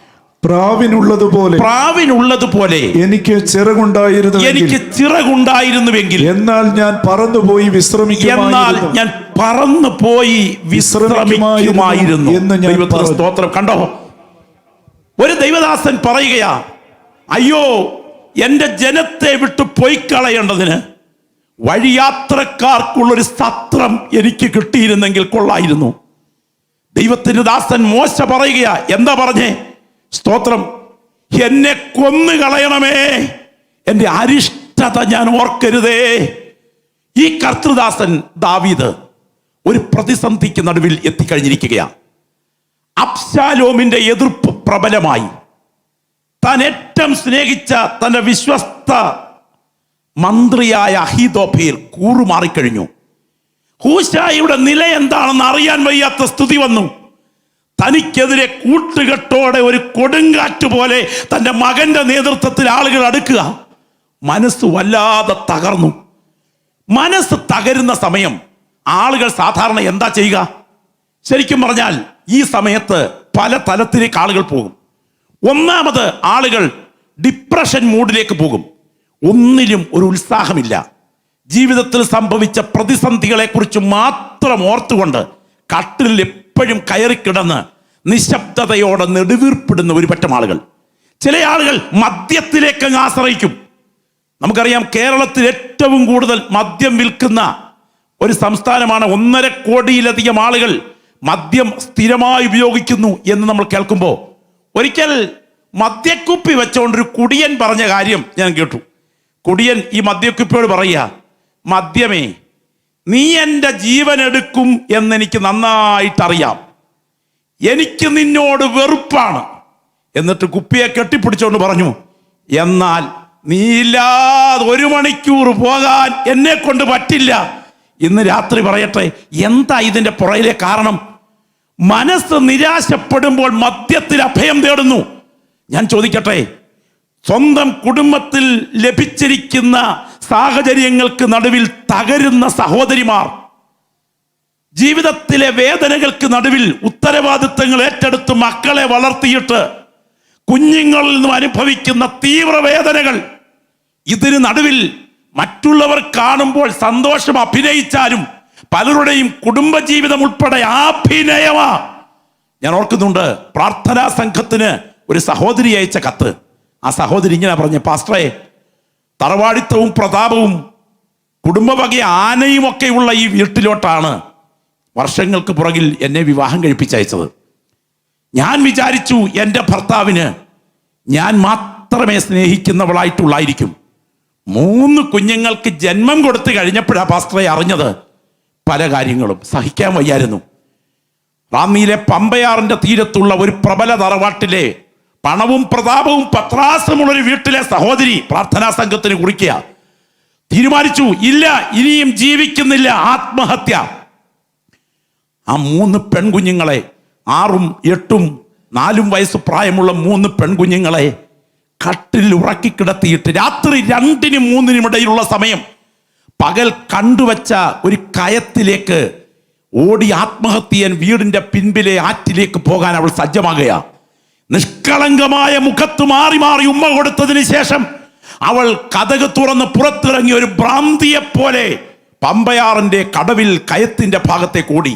കല്ലേലോട്ട് കയറി നിന്ന് ആ കുഴിയിലോട്ട് ചാടാൻ തുടങ്ങുന്ന സമയം ഒരു കുഞ്ഞ് കരയുന്നത് പോലെ, കാതോർത്തപ്പോൾ തന്റെ കുഞ്ഞ കാന്തം വലിച്ചടുപ്പിക്കുന്നത് പോലെ കയത്തിന്റെ അവിടെ നിന്ന് ഓടി മുറിക്കകത്തോട്ട് പോയി.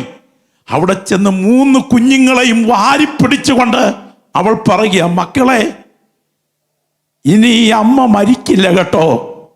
ഈ വീട്ടിൽ ഞാൻ കുടുംബജീവിതം അഭിനയിക്കും. കഴിഞ്ഞ 20 വർഷമായി പാസ്റ്ററേ ഞാൻ ഈ വീട്ടിൽ അഭിനയിക്കുന്നു. ഇന്ന് രാത്രി ഈ വചനം കേട്ടുകൊണ്ടിരിക്കുമ്പോൾ തിരിച്ചറിയണം, മറ്റൊരാൾക്ക് മനസ്സിലാക്കാൻ കഴിയാത്ത വിങ്ങുന്ന വേദനകൾ അകത്ത് തളം കെട്ടി നിൽക്കുമ്പോൾ ഒരു വശത്ത് മനസ്സ് നിരാശയിലേക്ക്, ഡിപ്രഷൻ മൂഡിലേക്ക് പോകാം, മറുവശത്ത് വൈരാഗ്യം പകയായി ഉയരാം. സംഹരിച്ചവരുടെ നാവുകളെ ചിന്തിക്കളയണമേ എന്ന് പറയാൻ കാരണം വൈരാഗ്യം പകയായി ഉയരുകയാണ്. എന്നാൽ ഒടുവിൽ മനസ്സിലായി, നിന്റെ ഭാരം യഹോവയുടെ മേൽ വെച്ചുകൊള്ളുക, അവൻ നിന്നെ പുലർത്തും. നീതിമാൻ കുലുങ്ങിപ്പോകാൻ അവൻ ഒരു നാളും സമ്മതിക്കയില്ല. ആത്മാവിൽ ആരാധിക്കുന്ന ദൈവപൈതലേ, നീ അനുഭവിക്കുന്ന കണ്ണുനീർ വെയ്ക്കേണ്ടിടത്ത് തുറന്നു വെച്ചാൽ നിന്റെ ജീവിതത്തിന്റെ ചില ദിവസങ്ങൾ കൊണ്ട് നിന്റെ അധ്യായം മാറ്റാൻ കഴിവുള്ള ദൈവമാണ് നീ സേവിക്കുന്ന ദൈവമെന്ന് ബോധ്യമുണ്ടെങ്കിൽ ഇന്ന് രാത്രി ഇരിക്കുന്ന ഇരിപ്പിൽ വിളിച്ചു പറയണം, ഞാൻ സേവിക്കുന്ന കർത്താവ് സാധാരണക്കാരനല്ല. എൻ്റെ കണ്ണുനീരിന്മേൽ തൻ്റെ കരം ഉയർന്നാൽ എൻ്റെ അധ്യായം ഇന്ന് രാത്രി മാറാൻ പോകുകയാണ്. ഈ രാത്രി ഇതിനകത്തിരിക്കുന്ന ചില പ്രിയപ്പെട്ടവരോട് ദൈവാത്മാവ് പറയുന്നു, നീ അനുഭവിക്കുന്ന കണ്ണുനീരിന്റെ അധ്യായത്തെ എൻ്റെ ദൈവം മാറ്റി കുറിക്കാൻ പോകുന്നു. കാരണം ലൗകികന്റെ കണ്ണുനീരല്ല, ഒരു ഭക്തന്റെ കണ്ണുനീർ. ഞാൻ ചോദിക്കട്ടെ, ലൗകികന്റെ കണ്ണുനീരോ? രാവിലത്തെ സന്തോഷം വൈകിട്ടത്തെ കണ്ണുനീരിന് വഴിമാറുമ്പോൾ നിരാശപ്പെടും.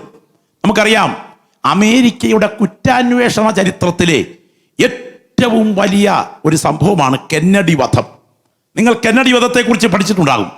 സ്തോത്രം. 35ാമത്തെ അമേരിക്കൻ പ്രസിഡന്റ് ഡാളസിൽ വെച്ച് വെടിയേറ്റ് മരിക്കുമ്പോൾ അത് ദുരൂഹത നിറഞ്ഞ ഒരു മരണമാണ്. ആ ദുരൂഹത നിറഞ്ഞ മരണത്തിൽ ഞാൻ ആ രംഗം, ആ വെടിയേറ്റ സ്ഥലം കണ്ടിട്ടുണ്ട്. സ്തോത്രം. എന്നെ അത്ഭുതപ്പെടുത്തിയ കാര്യം, ആയിരക്കണക്കിന് ആളുകളുമായി 1962 എൻ്റെ ഓർമ്മ, നവംബർ മാസം 22-ാം തീയതി കാറിൽ യാത്ര ചെയ്യുന്ന സമയത്ത് ഭാര്യ തൊട്ടടുക്കലിരിക്കുമ്പോൾ തുറന്ന അതേ വാഹനത്തിൽ എല്ലാവരെയും കരമുയർത്തി അദ്ദേഹം വിഷ് ചെയ്തുകൊണ്ടിരിക്കുന്ന സമയം സൂക്ഷ്മമായി അക്രമിയുടെ വെടി തലയോടിനും തോളിനുമേറ്റ് പിടഞ്ഞു വീഴുന്നത് ജാക്വലിൻ കെന്നഡിയുടെ മടിയിലേക്കായിരുന്നു. ദൈവത്തിന് സ്തോത്രം.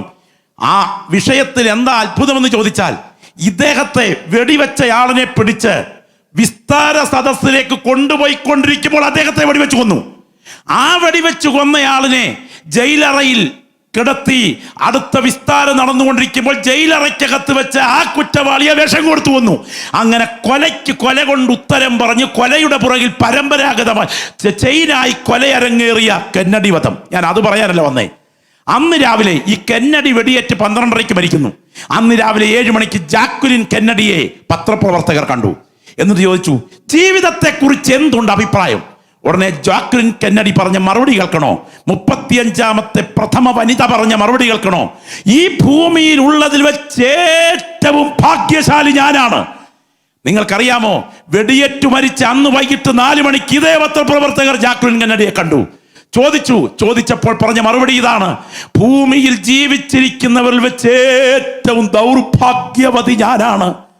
ഇന്ന് രാത്രി വചനം കേൾക്കുന്ന ദൈവമക്കൾ ഓർക്കണം, കോടികളുടെ നെറുകയിൽ പിറന്നാലും ഒരു ബയോപ്സി റിപ്പോർട്ട് മതി ഒരു അനാത്മീയൻ ജീവിതത്തിന്റെ തകർച്ചയിലേക്ക് പോകാൻ. എന്നാൽ മക്കളുടെ ഡെഡ് ബോഡികൾ നിരത്തിയിട്ടിരിക്കുന്നതിന് നടുവിൽ നിന്നുകൊണ്ട് അവൻ എന്നെ കൊന്നാലും ഞാൻ അവനായി തന്നെ കാത്തിരിക്കുമെന്ന് പറയണമെങ്കിൽ കണ്ണുനീരിന്റെ പുറകിൽ ചലിക്കുന്ന ദൈവകരം തിരിച്ചറിയണം. ഇന്ന് രാത്രി ഇവിടെ നിന്ന് വചനം കേട്ടുകൊണ്ടിരിക്കുന്ന ചില പ്രിയപ്പെട്ടവരുടെ ദൈവാത്മാവ് പറയുന്നു, നിന്റെ കണ്ണുനീരിന്റെ പുറകിൽ ദൈവത്തിന്റെ കരം ചലിക്കാൻ തുടങ്ങുന്നു. ആത്മനിയോഗത്തോടുകൂടെ ഈ വചനം സംസാരിച്ചു കൊണ്ടിരിക്കുമ്പോൾ ചില സഹോദരിമാരെ വിരൽ ചൂണ്ടി, ചില പ്രിയപ്പെട്ടവരെ വിരൽ ചൂണ്ടി ഞാൻ ആത്മാവിൽ വിളിച്ചു പറയുന്നു, നിന്റെ കണ്ണുനീർ എൻ്റെ ദൈവം തന്റെ തുരുത്തിയിലാക്കി വെച്ചിട്ടുണ്ട്. അധ്യായം ദൈവം മാറ്റാൻ തുടങ്ങുകയാണ്. ഓ രക്തത്താൽ ജയം, രക്തത്താൽ ജയം, രക്തത്താൽ ജയം, രക്തത്താൽ ജയം. തന്റെ കൊടിയ ശത്രുവായ ശൗൽ അവസാനം ആത്മഹത്യ ചെയ്തു. തനിക്കെതിരെ കരുനീക്കിയ അബ്ശാലോം കരിവേലകത്തിൽ കെട്ടുഞാന്ന് ചത്തു. ഞാൻ ഇന്ന് രാത്രി പറയാം, ശൗലിന്റെ മക്കൾക്ക് കൈമാറ്റം ചെയ്യാതെ അവന്റെ ആയുധവർഗം ഗിൽബോവ പർവ്വതത്തിൽ ചിതറി വീണപ്പോൾ, അഭിഷിക്ത നീ കണ്ണുനീരൊഴുക്കിയവരാണെങ്കിലും നിന്റെ തലമുറയിൽ ഒന്നിന്റെ കൈകളിലേക്ക് കരപൂരണം കഴിഞ്ഞ ആയുധവർഗം കൈയേൽപ്പിച്ചുകൊണ്ട് ചരിത്രം കണ്ടിട്ടില്ലാത്ത ഒരു ബുദ്ധിജീവിയായി നിന്റെ തലമുറയെ സിംഹാസനത്തിൽ എത്തിക്കാൻ എൻ്റെ ദൈവത്തിന്റെ കരം ഉയർന്നത് യാഥാർത്ഥ്യമാണെങ്കിൽ, സഹിക്കാൻ കഴിയാത്ത ശോധനകൾക്ക് നടുവിൽ എൻ്റെ അധ്യായം ഇവിടെ കൊണ്ട് അവസാനിച്ചു എന്ന് വിധി എഴുതിയിട്ടുള്ള നിന്റെ വിഷയത്തിന്മേൽ എൻ്റെ ദൈവത്തിന്റെ കരം അധികം താമസിക്കാതെ ചലിക്കുകയും നിന്റെ തലമുറയുടെ തലകുനിയാതിരിക്കത്തക്ക വിധം ദൈവപ്രവൃത്തി വെളിപ്പെടുകയും ചെയ്യും. വിശ്വസിക്കുന്ന ദൈവമക്കൾ ഇന്ന് രാത്രി വിളിച്ചു പറയണം, എൻ്റെ കണ്ണുനീരിന്റെ പുറകിൽ എൻ്റെ ദൈവത്തിന്റെ കരം ഉയർന്നിൽക്കുന്നു. ശബ്ദമുയരുമോ? ശബ്ദമുയരുമോ? അഭിഷേകം പ്രാപിച്ച ദൈവമക്കൾ ഇന്ന് രാത്രി അന്യഭാഷയിൽ സംസാരിച്ചു കൊണ്ടിരിക്കുമ്പോൾ, ഈ രാത്രി യോഗത്തിൽ ചില വ്യക്തികളുടെ ശരീരത്തെ തൊടാൻ ദൈവാത്മാവിന്റെ പ്രവാഹം വ്യാപരിക്കുമ്പോൾ, ഈ ശരീരങ്ങളുടെ ഓരോ കോശങ്ങളിലേക്കും ആത്മജീവൻ വ്യാപരിച്ചു കൊണ്ടിരിക്കുമ്പോൾ, പാതാള ശക്തികൾ വെല്ലുവിളിച്ചു കൊണ്ടിരിക്കുന്ന ചില ബന്ധനങ്ങളെ തകർക്കേണ്ടതിന് ചില വ്യക്തികളുടെ മനസ്സിൽ ഊറിക്കൂടിയിരിക്കുന്ന ഡിപ്രഷന്റെ സ്പിരിറ്റിന്റെ മേൽ ഈ രാത്രി ദൈവശക്തിയുടെ ജയം വ്യാപരിക്കുമ്പോൾ, കുടുംബത്തിനകത്ത് നിരാശകൾ കൊണ്ട് മനസ്സ് തളർന്ന് അഭിനയം കൊണ്ട് ആരാധനയിൽ എത്തിച്ചേർന്നിരിക്കുന്ന വ്യക്തികളുടെ മനസ്സിലേക്ക് ഒരു അസാധാരണ ധൈര്യം ഇന്ന് രാത്രി ദൈവാത്മാവ് പകരുമ്പോൾ, ഞാൻ ആത്മനിയോഗത്തോടെ ചില വ്യക്തികളോട് വിളിച്ചു പറയുന്നു, മെഡിക്കൽ കോളേജിലെ ഡോക്ടർമാർക്ക് പരിഹരിക്കാൻ കഴിയാത്തത്, സൈക്കാട്രിസ്റ്റിന് പരിഹരിക്കാൻ കഴിയാത്തത്, അഡ്വക്കേറ്റിന് പരിഹരിക്കാൻ കഴിയാത്തത് ഈ രാത്രി യേശുവിന് പരിഹരിക്കാൻ കഴിയും എന്ന് വിശ്വസിക്കുന്ന ദൈവമക്കൾ ആത്മാവിൽ കാണുക. ഏത് കൊടിയ നിരാശകളെയും മാറ്റിക്കുറിക്കാൻ ദൈവത്തിന് കഴിയും. ഈ രാത്രി വിഷയം കർത്താവിന് കൈമാറുക. Oh glory glory glory glory glory. രക്തത്താൽ ജയം, രക്തത്താൽ ജയം. ആത്മാവിൽ ആരാധിക്കുന്ന ദൈവമക്കളുടെ നടുവിൽ ഞാൻ വിളിച്ചു പറയുന്നു, ചില വ്യക്തികളുടെ മനസ്സിന്റെ മണ്ഡലത്തിൽ ചേർത്തിരിക്കുന്ന മതിൽക്കെട്ടുകൾ കൊണ്ട് രാത്രികളെ പകലാക്കുന്നത് പോലെ ഉറക്കം പോലും ബന്ധിച്ച് ഏകാന്തതയുടെ തടവറയിൽ വാക്കുകളേക്കാൾ നെടുവീർപ്പിന് സ്ഥാനം കൊടുത്തുകൊണ്ട് ഈ രാത്രി യോഗത്തിലുമായിരിക്കുമ്പോൾ, എൻ്റെ കൂടപ്പിറപ്പേ, ഈ രാത്രി മീറ്റിംഗ് 10 മണിക്ക് അവസാനിക്കുന്നതിന് മുൻപ് നിന്റെ മനസ്സിനെ ബന്ധിച്ചിരിക്കുന്ന ആ കെട്ടിനെ തകർത്ത് നിന്റെ കണ്ണുനീരിന് ഉത്തരം തരാൻ ആ കരം ബലത്തോടെ ചലിക്കുന്നു. കാരണം കൂടാതെ കണ്ണുകൾ നിറഞ്ഞൊഴുകത്തക്ക വിധം മനസ്സിനെ തകർക്കുന്ന ചിലതിന്മേൽ എൻ്റെ ദൈവത്തിന്റെ കരമുയരുന്നു. വിളിച്ചു പറ, ദൈവപ്രവൃത്തി എൻ്റെ വിഷയത്തിന്റെ പുറകിൽ വ്യാപരിക്കും. ഒരു ഭക്തൻ പറയുന്നു, പ്രാവിനുള്ളതുപോലെ എനിക്ക് ചിറകുണ്ടായിരുന്നുവെങ്കിൽ ഞാൻ പറന്നുപോയി വിശ്രമിക്കുമായിരുന്നു. നിങ്ങൾ ശ്രദ്ധിക്കുക, വേദപുസ്തകം കണ്ട കരുത്തുറ്റ ഒരു ദൈവഭൃത്യൻ അദ്ദേഹം പറയുകയാണ്, അയ്യോ എൻ്റെ ജനത്തെ വിട്ടു പോയി കളയേണ്ടതിന് മരുഭൂമിയിൽ വഴിയാത്രക്കാർക്കുള്ളൊരു സത്രം എനിക്ക് ലഭിച്ചിരുന്നെങ്കിൽ മതിയായിരുന്നു. കഷ്ടവും സങ്കടവും അനുഭവിച്ച് ജീവകാലം നിന്നയിൽ കഴിയേണ്ടതിന് ഞാൻ എൻ്റെ അമ്മയുടെ ഗർഭപാത്രത്തിൽ നിന്ന് പുറത്തു വന്നത് എന്തിന്? വാക്കിൻ്റെ ആഴം എൻ്റെ കേൾവിക്കാർക്ക് അറിയാമോ? വാക്കിൻ്റെ ആഴം കേൾവിക്കാർക്ക് അറിയാമോ? എന്നെ കൊന്നുകളയണമേ, എൻ്റെ അരിഷ്ടത ഞാൻ ഓർക്കരുതേ. ദൈവത്തിൻ്റെ ദാസൻ, ചരിത്രം കണ്ട കരുത്തുറ്റ ദൈവഭൃത്യൻ മോശയുടെ വാക്കിൻ്റെ ആഴം നിങ്ങൾക്കറിയുമോ? ഞാൻ വേദപുസ്തകം കണ്ടതിൽ വെച്ചും ഏറ്റവും കരുത്തനായ, ബോഡി ലാംഗ്വേജിലും മാനസിക തലത്തിലും കരുത്തനായ ഒരു കർത്തൃദാസനുണ്ട്. ആ കരുത്തൻ മറ്റാരുമല്ല, ഏലിയാവാണ്. ഈ ബോഡി ലാംഗ്വേജ് കണ്ടു കഴിയുമ്പോൾ ശാരീരിക ആരോഗ്യത്തെക്കുറിച്ച് ഏതാണ്ട് അറിയാം. അല്ലെ 10 പൈസ നാണയം താഴെ വീഴട്ടെ, കുനിഞ്ഞെടുക്കാൻ നേരത്ത് നിങ്ങളുടെ ബോഡി ലാംഗ്വേജ് കാണുമ്പോഴറിയാം എങ്ങനെ ഉണ്ടെന്ന്. ദൈവത്തിന് സ്തോത്രം. കാരണം ഈ ബോഡി ലാംഗ്വേജ് എന്ന് പറഞ്ഞാൽ പ്രധാനപ്പെട്ടത് ഭാഷയ്ക്ക് അതീതമായ ഭാഷയാണ്. സ്തോത്രം. ഒരാൾ പ്രസംഗം കേട്ടുകൊണ്ടിരിക്കുമ്പോൾ അറിയാതെ തലയുടെ പുറകിൽ ഇങ്ങനെ ചൊറിഞ്ഞുകൊണ്ടിരുന്നാൽ ഞങ്ങളോട് പറയുന്നൊരു സന്ദേശമുണ്ട്. സ്തോത്രം. പ്രസംഗശാസ്ത്രത്തെക്കുറിച്ച് അറിയാവുന്നവരോട് ചോദിക്കണം. സ്തോത്രം. ബോഡി ലാംഗ്വേജ്, ഭാഷയ്ക്ക് അതീതമായ ഭാഷ. നിങ്ങൾ പ്രസംഗം കേട്ടുകൊണ്ടിരിക്കുമ്പോൾ രണ്ട് കൈയും കൂടെ പിണച്ച് നെഞ്ചോട് ചേർത്ത് വെച്ചാൽ പറയുന്നൊരു സന്ദേശമുണ്ട്. ദൈവത്തിന് സ്തോത്രം. നിങ്ങൾ പ്രസംഗം നടന്നുകൊണ്ടിരിക്കുമ്പോൾ ഇടയ്ക്കിടയ്ക്ക് വാച്ച് നോക്കിയാൽ നിർത്താറായില്ലയോ ഉപദേശിക്കുന്ന പറയുന്നെന്ന് ആർക്കും അറിയാൻ വയ്യാത്ത. അപ്പോൾ ബോഡി ലാംഗ്വേജിന് പ്രത്യേക ഭാഷയുണ്ട്. എന്നാൽ നിങ്ങൾ നോക്കണം, ദൈവത്തിൻ്റെ ദാസൻ ഏലിയാവിൻ്റെ ബോഡി ലാംഗ്വേജ്. മുഴങ്കാലുകൾക്കിടയിൽ തലയിട്ടുകൊണ്ടാണ് കർമ്മേലിലെ പ്രാർത്ഥന. പലസ്തീൻ ആ മേഖലയിലെ സ്ത്രീകൾ പ്രസവ സമയത്തിരിക്കുന്ന ഒരു വൈദ്യശൈലിയാണത്. ആ നിലയിൽ വേദനയോടെ ഈ മനുഷ്യനിരിക്കുമ്പോൾ പുള്ളിയുടെ തല മുഴങ്കാലുകൾക്കിടയിൽ പോയല്ലോ. ഞങ്ങളെപ്പോലെ കൊടവയറുള്ളവരുടെ തലയൊന്നും മുഴങ്കാലിനിടയിൽ പോവുകയില്ല. അങ്ങനെയാണെങ്കിൽ ഇദ്ദേഹത്തിൻ്റെ ആരോഗ്യസ്ഥിതിയും ബോഡി സ്ട്രക്ചറും ഏതാണ്ട് ഉദ്ദേശിക്കാവുന്നതേ ഉള്ളൂ. കൊടുങ്കാറ്റ് പോലെ കൊട്ടാരത്തിലേക്ക് പാറിക്കടന്നു എന്ന് ഞാൻ പറഞ്ഞല്ലാതെ ഈ ആണ്ടിൽ മഞ്ഞും മഴയും ഉണ്ടാകയില്ല എന്ന് പറയണമെങ്കിൽ അസാധാരണ മനക്കരുത്ത് തന്നെ വേണം. സ്തോത്രം. ഞാൻ ചോദിക്കട്ടെ, രാജാവ് സിംഹാസനത്തിൽ നിറങ്ങി പുല്ല് തേടി ഇറങ്ങിയപ്പോ വഴിയിൽ എതിരേറ്റ് ചെന്നിട്ട് ഇസ്രായേലിനെ കഷ്ടപ്പെടുത്തുന്നവൻ നീയും നിന്റെ പിതൃഭവനവും എന്ന് വിളിച്ചു പറയണമെങ്കിൽ അസാധാരണ മനോധൈര്യം തന്നെ വേണം. അപ്പൊ നമ്മളെപ്പോലെ പേടിത്തൊണ്ടനൊന്നും അല്ല കേട്ടോ, അസാധാരണ ധൈര്യശാലിയാണ്. നിങ്ങൾ ഓർക്കണം, കർമ്മേൽ കൊടുമുടിയിൽ യാഗപീഠം പണിതുകൊണ്ടിരിക്കുന്ന സമയം കനത്ത വെല്ലുവിളി ഉയർത്തിയിട്ട് തൻ്റെ യാഗപീഠം കടലിൽ നിന്ന് കൊണ്ടുവന്ന് വെള്ളം നിറച്ച് നനച്ചതിന് ശേഷം ഒറ്റ പ്രാർത്ഥന കൊണ്ട് തീ ഇറക്കുകയാണ്. സ്വർഗത്തിൽ നിന്ന് മേഘം പാളി തീ യാഗപീഠത്തിൽ കത്തി ഇറങ്ങുന്ന സമയത്ത് ഒറ്റ പ്രാർത്ഥന കൊണ്ട് തീ ഇറക്കിയ ഈ കർത്തൃദാസൻ കർമ്മവീരനായ യുദ്ധാഭ്യാസിയായിട്ട് അങ്ങ് മാറി. എന്നിട്ട് മുഴുവൻ ബാലിന്റെയും അശേരയുടെയും പ്രവാചകന്മാരെ വെട്ടി നുറുക്കുകയാണ് ഈ കരുത്തനായ കർത്തൃദാസൻ. അദ്ദേഹത്തിന്റെ ആരോഗ്യം ഊഹിക്കാവുന്നതേ ഉള്ളൂ. സ്തോത്രം. ഇനിയും അതേ ഈജിപ്ഷ്യൻ പെൺകുതിരകളെ കെട്ടിവലിക്കുന്ന ആഹാബിന്റെ രഥത്തിന്റെ പുറകിലല്ല, ആഹാബിന്റെ രഥത്തിന്റെ മുൻപിൽ ഓട്ടം ഇസ്രായേൽ കരുത്താണ് അദ്ദേഹത്തിന്റെ കാലുകളുടെ മസിലിനുള്ളത്. ദൈവത്തിന് സ്തോത്രം. നിങ്ങൾക്ക് മനസ്സിലായി കാണുമല്ലോ, മനസ്സുകൊണ്ടും ശരീരം കൊണ്ടും അരോഗതയുടെ അത്രൻ എന്ന് തന്നെ പറയാം. എന്നാൽ ഇസബേലിന്റെ വാക്കുകൾ ചെവിയിലെത്തിക്കഴിഞ്ഞപ്പോൾ താൻ ഒറ്റയ്ക്ക് പോയി ഒരു ചൂരച്ചെടി തണലിൽ കിടന്നിട്ട് ദൈവത്തോട് പറയുന്ന വാക്കുകൾ ഇവിടെ ഇരിക്കുന്ന എല്ലാവർക്കും അറിയാം. മതി യഹോവേ മതി, എൻ്റെ പ്രാണനെ എടുത്തുകൊള്ളണമേ. മുൻപ് നടന്ന ദൈവപ്രവർത്തിക്ക് മുൻപിൽ കണ്ണുയർത്തി നോക്കിയത് ദൈവകരത്തിലേക്കാണെങ്കിൽ ഇന്ന് നടന്ന നിരാശയ്ക്ക് മുൻപിൽ കണ്ണു താഴ്ത്തി നോക്കിയത് തൻ്റെ നിരാശയിലേക്കാണ്.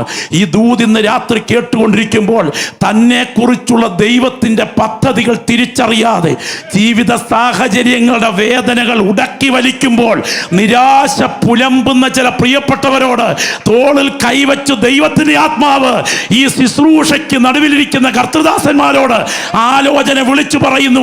വിളിച്ചവൻ ദൈവമാണെങ്കിൽ നീ സാധാരണക്കാരനല്ല, നീ യുഗങ്ങളുടെ ശുശ്രൂഷ ചെയ്യേണ്ടവനാണ്. ആത്മാവിൽ ആരാധിക്കുന്ന ദൈവമക്കൾ ഇവിടെ ഇരുന്ന് ഒന്ന് ആത്മാവിൽ കണ്ടു നോക്കി. ഞാനൊരു ബയോഗ്രഫി അദ്ദേഹത്തിൻ്റെ ജീവിതത്തിലും പറയാം. മനുഷ്യകുലത്തിൽ നിന്ന് പച്ചമാംസത്തിൽ ഷാർജ വർഷിപ്പ് സെന്ററിന്റെ മുകളിലെ മേഘത്തട്ടുകൾക്ക് മുകളിൽ ഈ അയറയുടെ മുകളിൽ ഒരു മനുഷ്യനുണ്ടെങ്കിൽ കോടി കോടി ദൂതസഞ്ചയങ്ങൾക്ക് നടുവിൽ ഈ ഏലിയാവാ. ദൈവത്തിന് സ്തോത്രം. നിങ്ങൾക്ക് മനസ്സിലായോ? ദൗത്യ നിർവഹണത്തിന് വേണ്ടി കൊടുങ്കാറ്റ് പോലെ കൊട്ടാരത്തിലെത്തണം.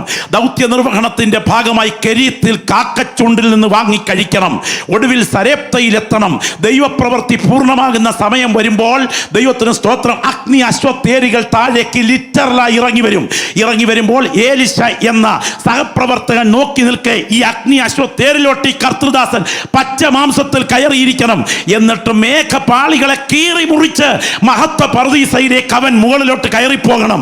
ദൗത്യ പൂർത്തീകരണം നടത്തിക്കൊണ്ടിരിക്കുന്ന സമയം കാലത്തിന്റെ ചക്രവാള തിരിവിൽ മഹാദൈവത്തിന്റെ ഓമനപുത്രൻ ഉയർന്നിറങ്ങി വരും. അവനെ ധൈര്യപ്പെടുത്താൻ മറുരൂപ മലയിൽ വെളിപ്പെട്ടു വരണം. പത്രോസും യാക്കോബും യോഹന്നാനും നോക്കി നിൽക്കെ അവനെ സംസാരിച്ച് ധൈര്യപ്പെടുത്തണം. അതിനുശേഷം വീണ്ടും മുകളിലോട്ട് കയറിപ്പോകണം. യുഗത്തിന്റെ സന്ധിയിൽ ലോക ചരിത്രത്തിൽ വെളിപ്പെടാൻ തുടങ്ങുന്ന മഹോപദ്രവകാലത്തിൽ എതിർ ക്രിസ്തു എന്ന ഭീകര പീഡകന്റെ ചോരച്ചെളിയിൽ പലസ്തീന്റെ മണ്ണ് വികൃതമാകുമ്പോൾ ദൈവപ്രവൃത്തിയുടെ അടയാളമായി ഈ മണ്ണിലേക്ക് പച്ച മാംസത്തിൽ ഇറങ്ങി വരണം. അവർ കാണുക അത്ഭുതങ്ങൾ ചെയ്ത് എതിർ ക്രിസ്തുവിന്റെ കയ്യാൽ കൊല്ലപ്പെടുമെങ്കിലും ഒടുവിൽ സകല വെബ്സൈറ്റുകളും സിസ്റ്റങ്ങളും സകല മീഡിയകളും സകല അതേ സിസ്റ്റങ്ങളും നോക്കി നിൽക്കെ കണ്ടുകൊണ്ടിരിക്കെ, ക്യാമറ കണ്ണുകൾ ഒപ്പിയെടുത്തുകൊണ്ടിരിക്കെ പലസ്തീന്റെ തെരുവീഥിയിൽ നിന്ന് ഈ അഭിഷിക്തൻ കാലൂന്നി എഴുന്നേറ്റ് മുകളിലോട്ട് പോകണം. ഇത്രയും കാര്യപരിപാടികൾ ദൈവം ചെയ്തു വെച്ച് കഴിഞ്ഞിരിക്കേ, ഞാനിന്ന് രാത്രി കർത്തൃദാസന്മാരോട് പറയട്ടെ, ആത്മാവിൽ ആരാധിക്കുന്ന ദൈവമക്കൾ പറയട്ടെ, നിന്നെ കൊണ്ട് ചെയ്തു തീർക്കാൻ യുഗങ്ങളുടെ പദ്ധതികൾ ദൈവം ചെയ്തു വെച്ചിരിക്കുമ്പോൾ നാളെ പട്ടി തിന്ന് തീർക്കേണ്ട ഒരു സ്ത്രീയുടെ ശബ്ദത്തിലാണോ നീ നിരാശപ്പെടുന്നത്? ദൈവശക്തി വ്യാപരിക്കുന്ന ഇന്ന് രാത്രി പരിശുദ്ധാത്മാവ് ചില വ്യക്തികളെ തൊട്ടു പറയുന്നു, നിന്റെ നിരാശയ്ക്ക് മീതെ വ്യാപരിക്കുന്ന ദൈവശക്തിയുടെ വ്യാപാരം നിന്റെ കോശങ്ങളിലേക്ക് ഒഴുകിയിറങ്ങുന്നു. യുഗങ്ങളുടെ കാര്യപരിപാടി ചെയ്യാൻ ദൈവം നിന്നെ കണ്ടിരിക്കുകയാണ്.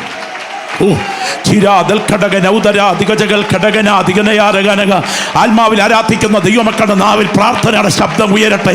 അഭിഷേകത്തിന്റെ തൈല നദി ഒഴുകുന്ന രാത്രി പരിശുദ്ധാത്മാവി രാത്രി ചില വ്യക്തികളെ തൊടുകയാണ്. ഒരു അസാധാരണ ആത്മപ്രവാഹത്തിനായി ഇവിടെ ഇരിക്കുന്ന വ്യക്തികളെ തീക്കട്ടകളാക്കി ദൈവം മാറ്റുകയാണ്. നീ ഇന്ന് അനുഭവിച്ചു കൊണ്ടിരിക്കുന്ന ശോധനയുടെ പുറകിൽ നീ അറിയാത്ത ഒരു കരം നിനക്ക് വേണ്ടി ചലിക്കുന്നുണ്ട്. എൻ്റെ വാത്സല്യ സഹോദരി, നീ ഒഴുക്കുന്ന കണ്ണുനീരിന് പുറകിൽ എൻ്റെ ദൈവത്തിന്റെ കരം ചലിക്കുന്നു. യേശുവിന്റെ നാമത്തിൽ ജയം, യേശുവിന്റെ നാമത്തിൽ ജയം. കൊടിയ കാറ്റടിക്കുന്നത് പോലെ വ്യാപരിച്ച സെഹിയോൻ മാളിക മുറിയിലെ മുഴക്കം പോലെ ഇന്ന് രാത്രി ഇവിടെ നിന്ന് ആരാധിച്ചു കൊണ്ടിരിക്കുന്ന ചില വ്യക്തികളുടെ ശരീരത്തിലേക്ക് എൻ്റെ ദൈവത്തിന്റെ തേജസ്സിന്റെ കരം ബലത്തോടെ ചലിക്കുകയാണ്. മനസ്സ് തളർന്നിരിക്കുന്ന ചില വ്യക്തികളുടെ മനസ്സിൽ ഒരു അസാധാരണ ധൈര്യം ഈ ശുശ്രൂഷയ്ക്ക് നടുവിൽ കർത്താവ് പകരുന്ന രാത്രിയാണ്. ആത്മാവിൽ പോരാടുന്ന ദൈവമക്കൾ പ്രാർത്ഥിച്ചു കൊണ്ടിരിക്കുമ്പോൾ ഞാൻ കാണുന്നു സ്വർഗം ഈ ഓഡിറ്റോറിയത്തിന് മീതെ ഇന്ന് രാത്രി തുറന്നു നിൽക്കുകയാണ്. ദൂതന്മാർ ഇവിടെ കുനിഞ്ഞു നോക്കിക്കൊണ്ടിരിക്കുന്ന രാത്രിയാണ്.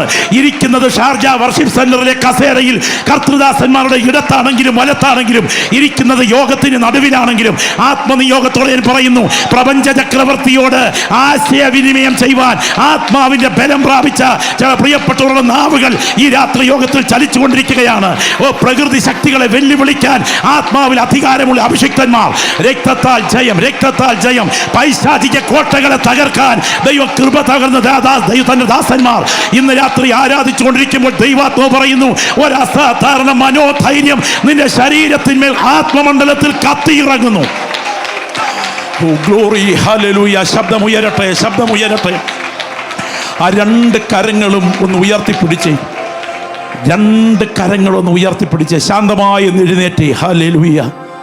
രണ്ട് കരങ്ങളൊന്ന് ഉയർത്തിപ്പിടിച്ച് ശാന്തമായി ഒന്ന് എഴുന്നേറ്റ്. ആ രണ്ട് കരങ്ങൾ കർത്താവിങ്കിലേക്കൊന്ന് ഉയർത്തിപ്പിടിച്ച് കഷ്ടവും സങ്കടവും അനുഭവിച്ച് ജീവകാലം നിന്നയിൽ കഴിയേണ്ടതിന് ഞാൻ എൻ്റെ അമ്മയുടെ ഗർഭപാത്രത്തിൽ നിന്ന് പുറത്തു വന്നതെന്തിന്? അയ്യോ, എൻ്റെ ജനത്തെ വിട്ടു പോയി കളയേണ്ടതിന് കർമ്മമേഖലയിൽ പിടിച്ചു നിൽക്കാൻ എനിക്ക് കരുത്തില്ല. കർമ്മമേഖലയിൽ പിടിച്ചു നിൽക്കാൻ എനിക്ക് ബലമില്ല. ആ കരങ്ങൾ കർത്താവിൻ്റെ സന്നിധിയിലേക്കൊന്ന് ഉയർത്തിപ്പിടിക്കുമോ? ആ കരങ്ങളുടെ മേൽ തേജസ്സിൻ്റെ കരം ഇറങ്ങിപ്പിടിക്കുന്ന രാത്രിയാ. ഇല്ല ഇല്ല, എനിക്ക് പിടിച്ചു നിൽക്കാൻ കരുത്തില്ല.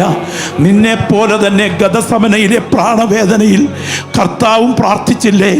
ഓ, രക്തത്താൽ ജയം. ജഡത്തിന് സഹിക്കാൻ വയ്യ, കഴിയുമെങ്കിൽ ഈ പാനപാത്രമെങ്കിൽ നിന്ന് മാറ്റണമേ എന്ന് ഇന്ന് രാത്രി പറയട്ടെ. ശക്തനായ ഏലിയാവ് തളർന്നെങ്കിൽ സ്ത്രീകളിൽ നിന്ന് ജനിച്ചവനിൽ ഏറ്റവും ശക്തനായ ദൈവത്തിൻ്റെ ദാസൻ, ദൈവത്തിന് സ്തോത്രം, ഭക്തന്മാരുടെ ചരിത്രത്തിൽ ഏറ്റവും ശ്രദ്ധേയനായ ആത്മമണ്ഡലം ഉദരത്തിൽ വെച്ച് തന്നെ അഭിഷിക്തനായ യോഹന്നാൻ ബലഹീനനായെങ്കിൽ നീ എത്രയധികം.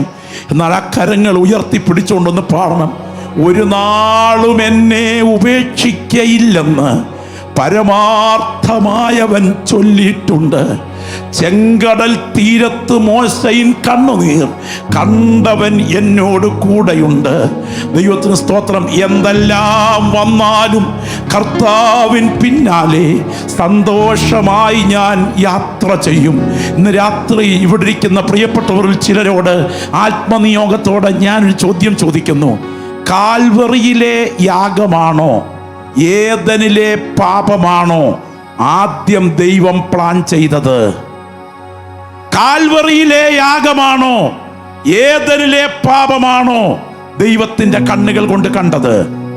ഏദനിലെ പാപം ചരിത്രത്തിൽ സംഭവിക്കുന്നതിന് മുൻപ് കാൽവറിയിലെ യാഗം നിത്യത പ്ലാൻ ചെയ്തെങ്കിൽ, നിന്റെ പ്രശ്നം ആരംഭിക്കുന്നതിന് മുൻപ് വിഷയത്തിന്റെ പരിഹാരം ദൈവം കരുതി വച്ചിട്ടുണ്ട് എന്ന് ബോധ്യമുള്ള ദൈവമക്കൾ കരങ്ങൾ ഉയർത്തിപ്പിടിച്ചുകൊണ്ട് പറയണം, ഒരു നാളും എന്നെ ഉപേക്ഷിക്കയില്ലെന്ന് പരമാർത്ഥമായവൻ ചൊല്ലിയിട്ടുണ്ട്. ഒന്ന് ചേർന്ന് പാടാമോ? എന്നെ വിളിച്ചവൻ, എന്നെ രക്ഷിച്ചവൻ, എന്നാളും എന്നോട് കൂടെ. ശബ്ദമുയർത്തി മറ്റുള്ളവരെ കേൾക്കത്തക്ക വിധത്തിൽ പാടിക്കണം. എന്നെ വിളിച്ചവൻ, എന്നെ രക്ഷിച്ചവൻ, എന്നാളും എന്നോട് കൂടെയുണ്ട്. ഒരു നാളും എന്നെ ഉപേക്ഷിക്കയില്ലെന്ന് പരമാർത്ഥമായവൻ ചൊല്ലിയിട്ടുണ്ട്. ഒരു നാളും എന്നെ ഉപേക്ഷിക്കയില്ലെന്ന് പരമാർത്ഥമായവൻ ചൊല്ലിയിട്ടുണ്ട്. എന്തെല്ലാം വന്നാലും കർത്താവിൻ പിന്നാലെ സന്തോഷമായി ഞാൻ യാത്ര ചെയ്യും. ഓ എന്തെല്ലാം വന്നാലും കർത്താവിൻ പിന്നാലെ സന്തോഷമായി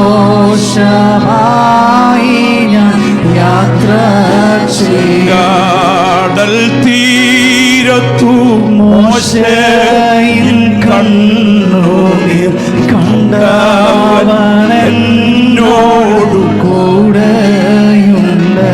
ഓ ചെങ്കടൽ തീരത്തു മോശയിൻ കണ്ണുനീർ കണ്ടവൻ എന്നോട് കൂടെയുണ്ട്. ഒരിക്കൽ കൂടെ, ഒരു നാളും എന്നെ ഉപേക്ഷിക്കയില്ലെന്ന് പരമാർത്ഥമായവൻ ചൊല്ലിയിട്ടുണ്ട്. ഇന്ന് രാത്രി രണ്ട് കരങ്ങൾ കർത്താവിലേക്ക് ഉയർത്തിപ്പിടിച്ചുകൊണ്ട് ഒരു മിനിറ്റ് യേശുവേ എന്നൊന്ന് വിളിക്കാമോ?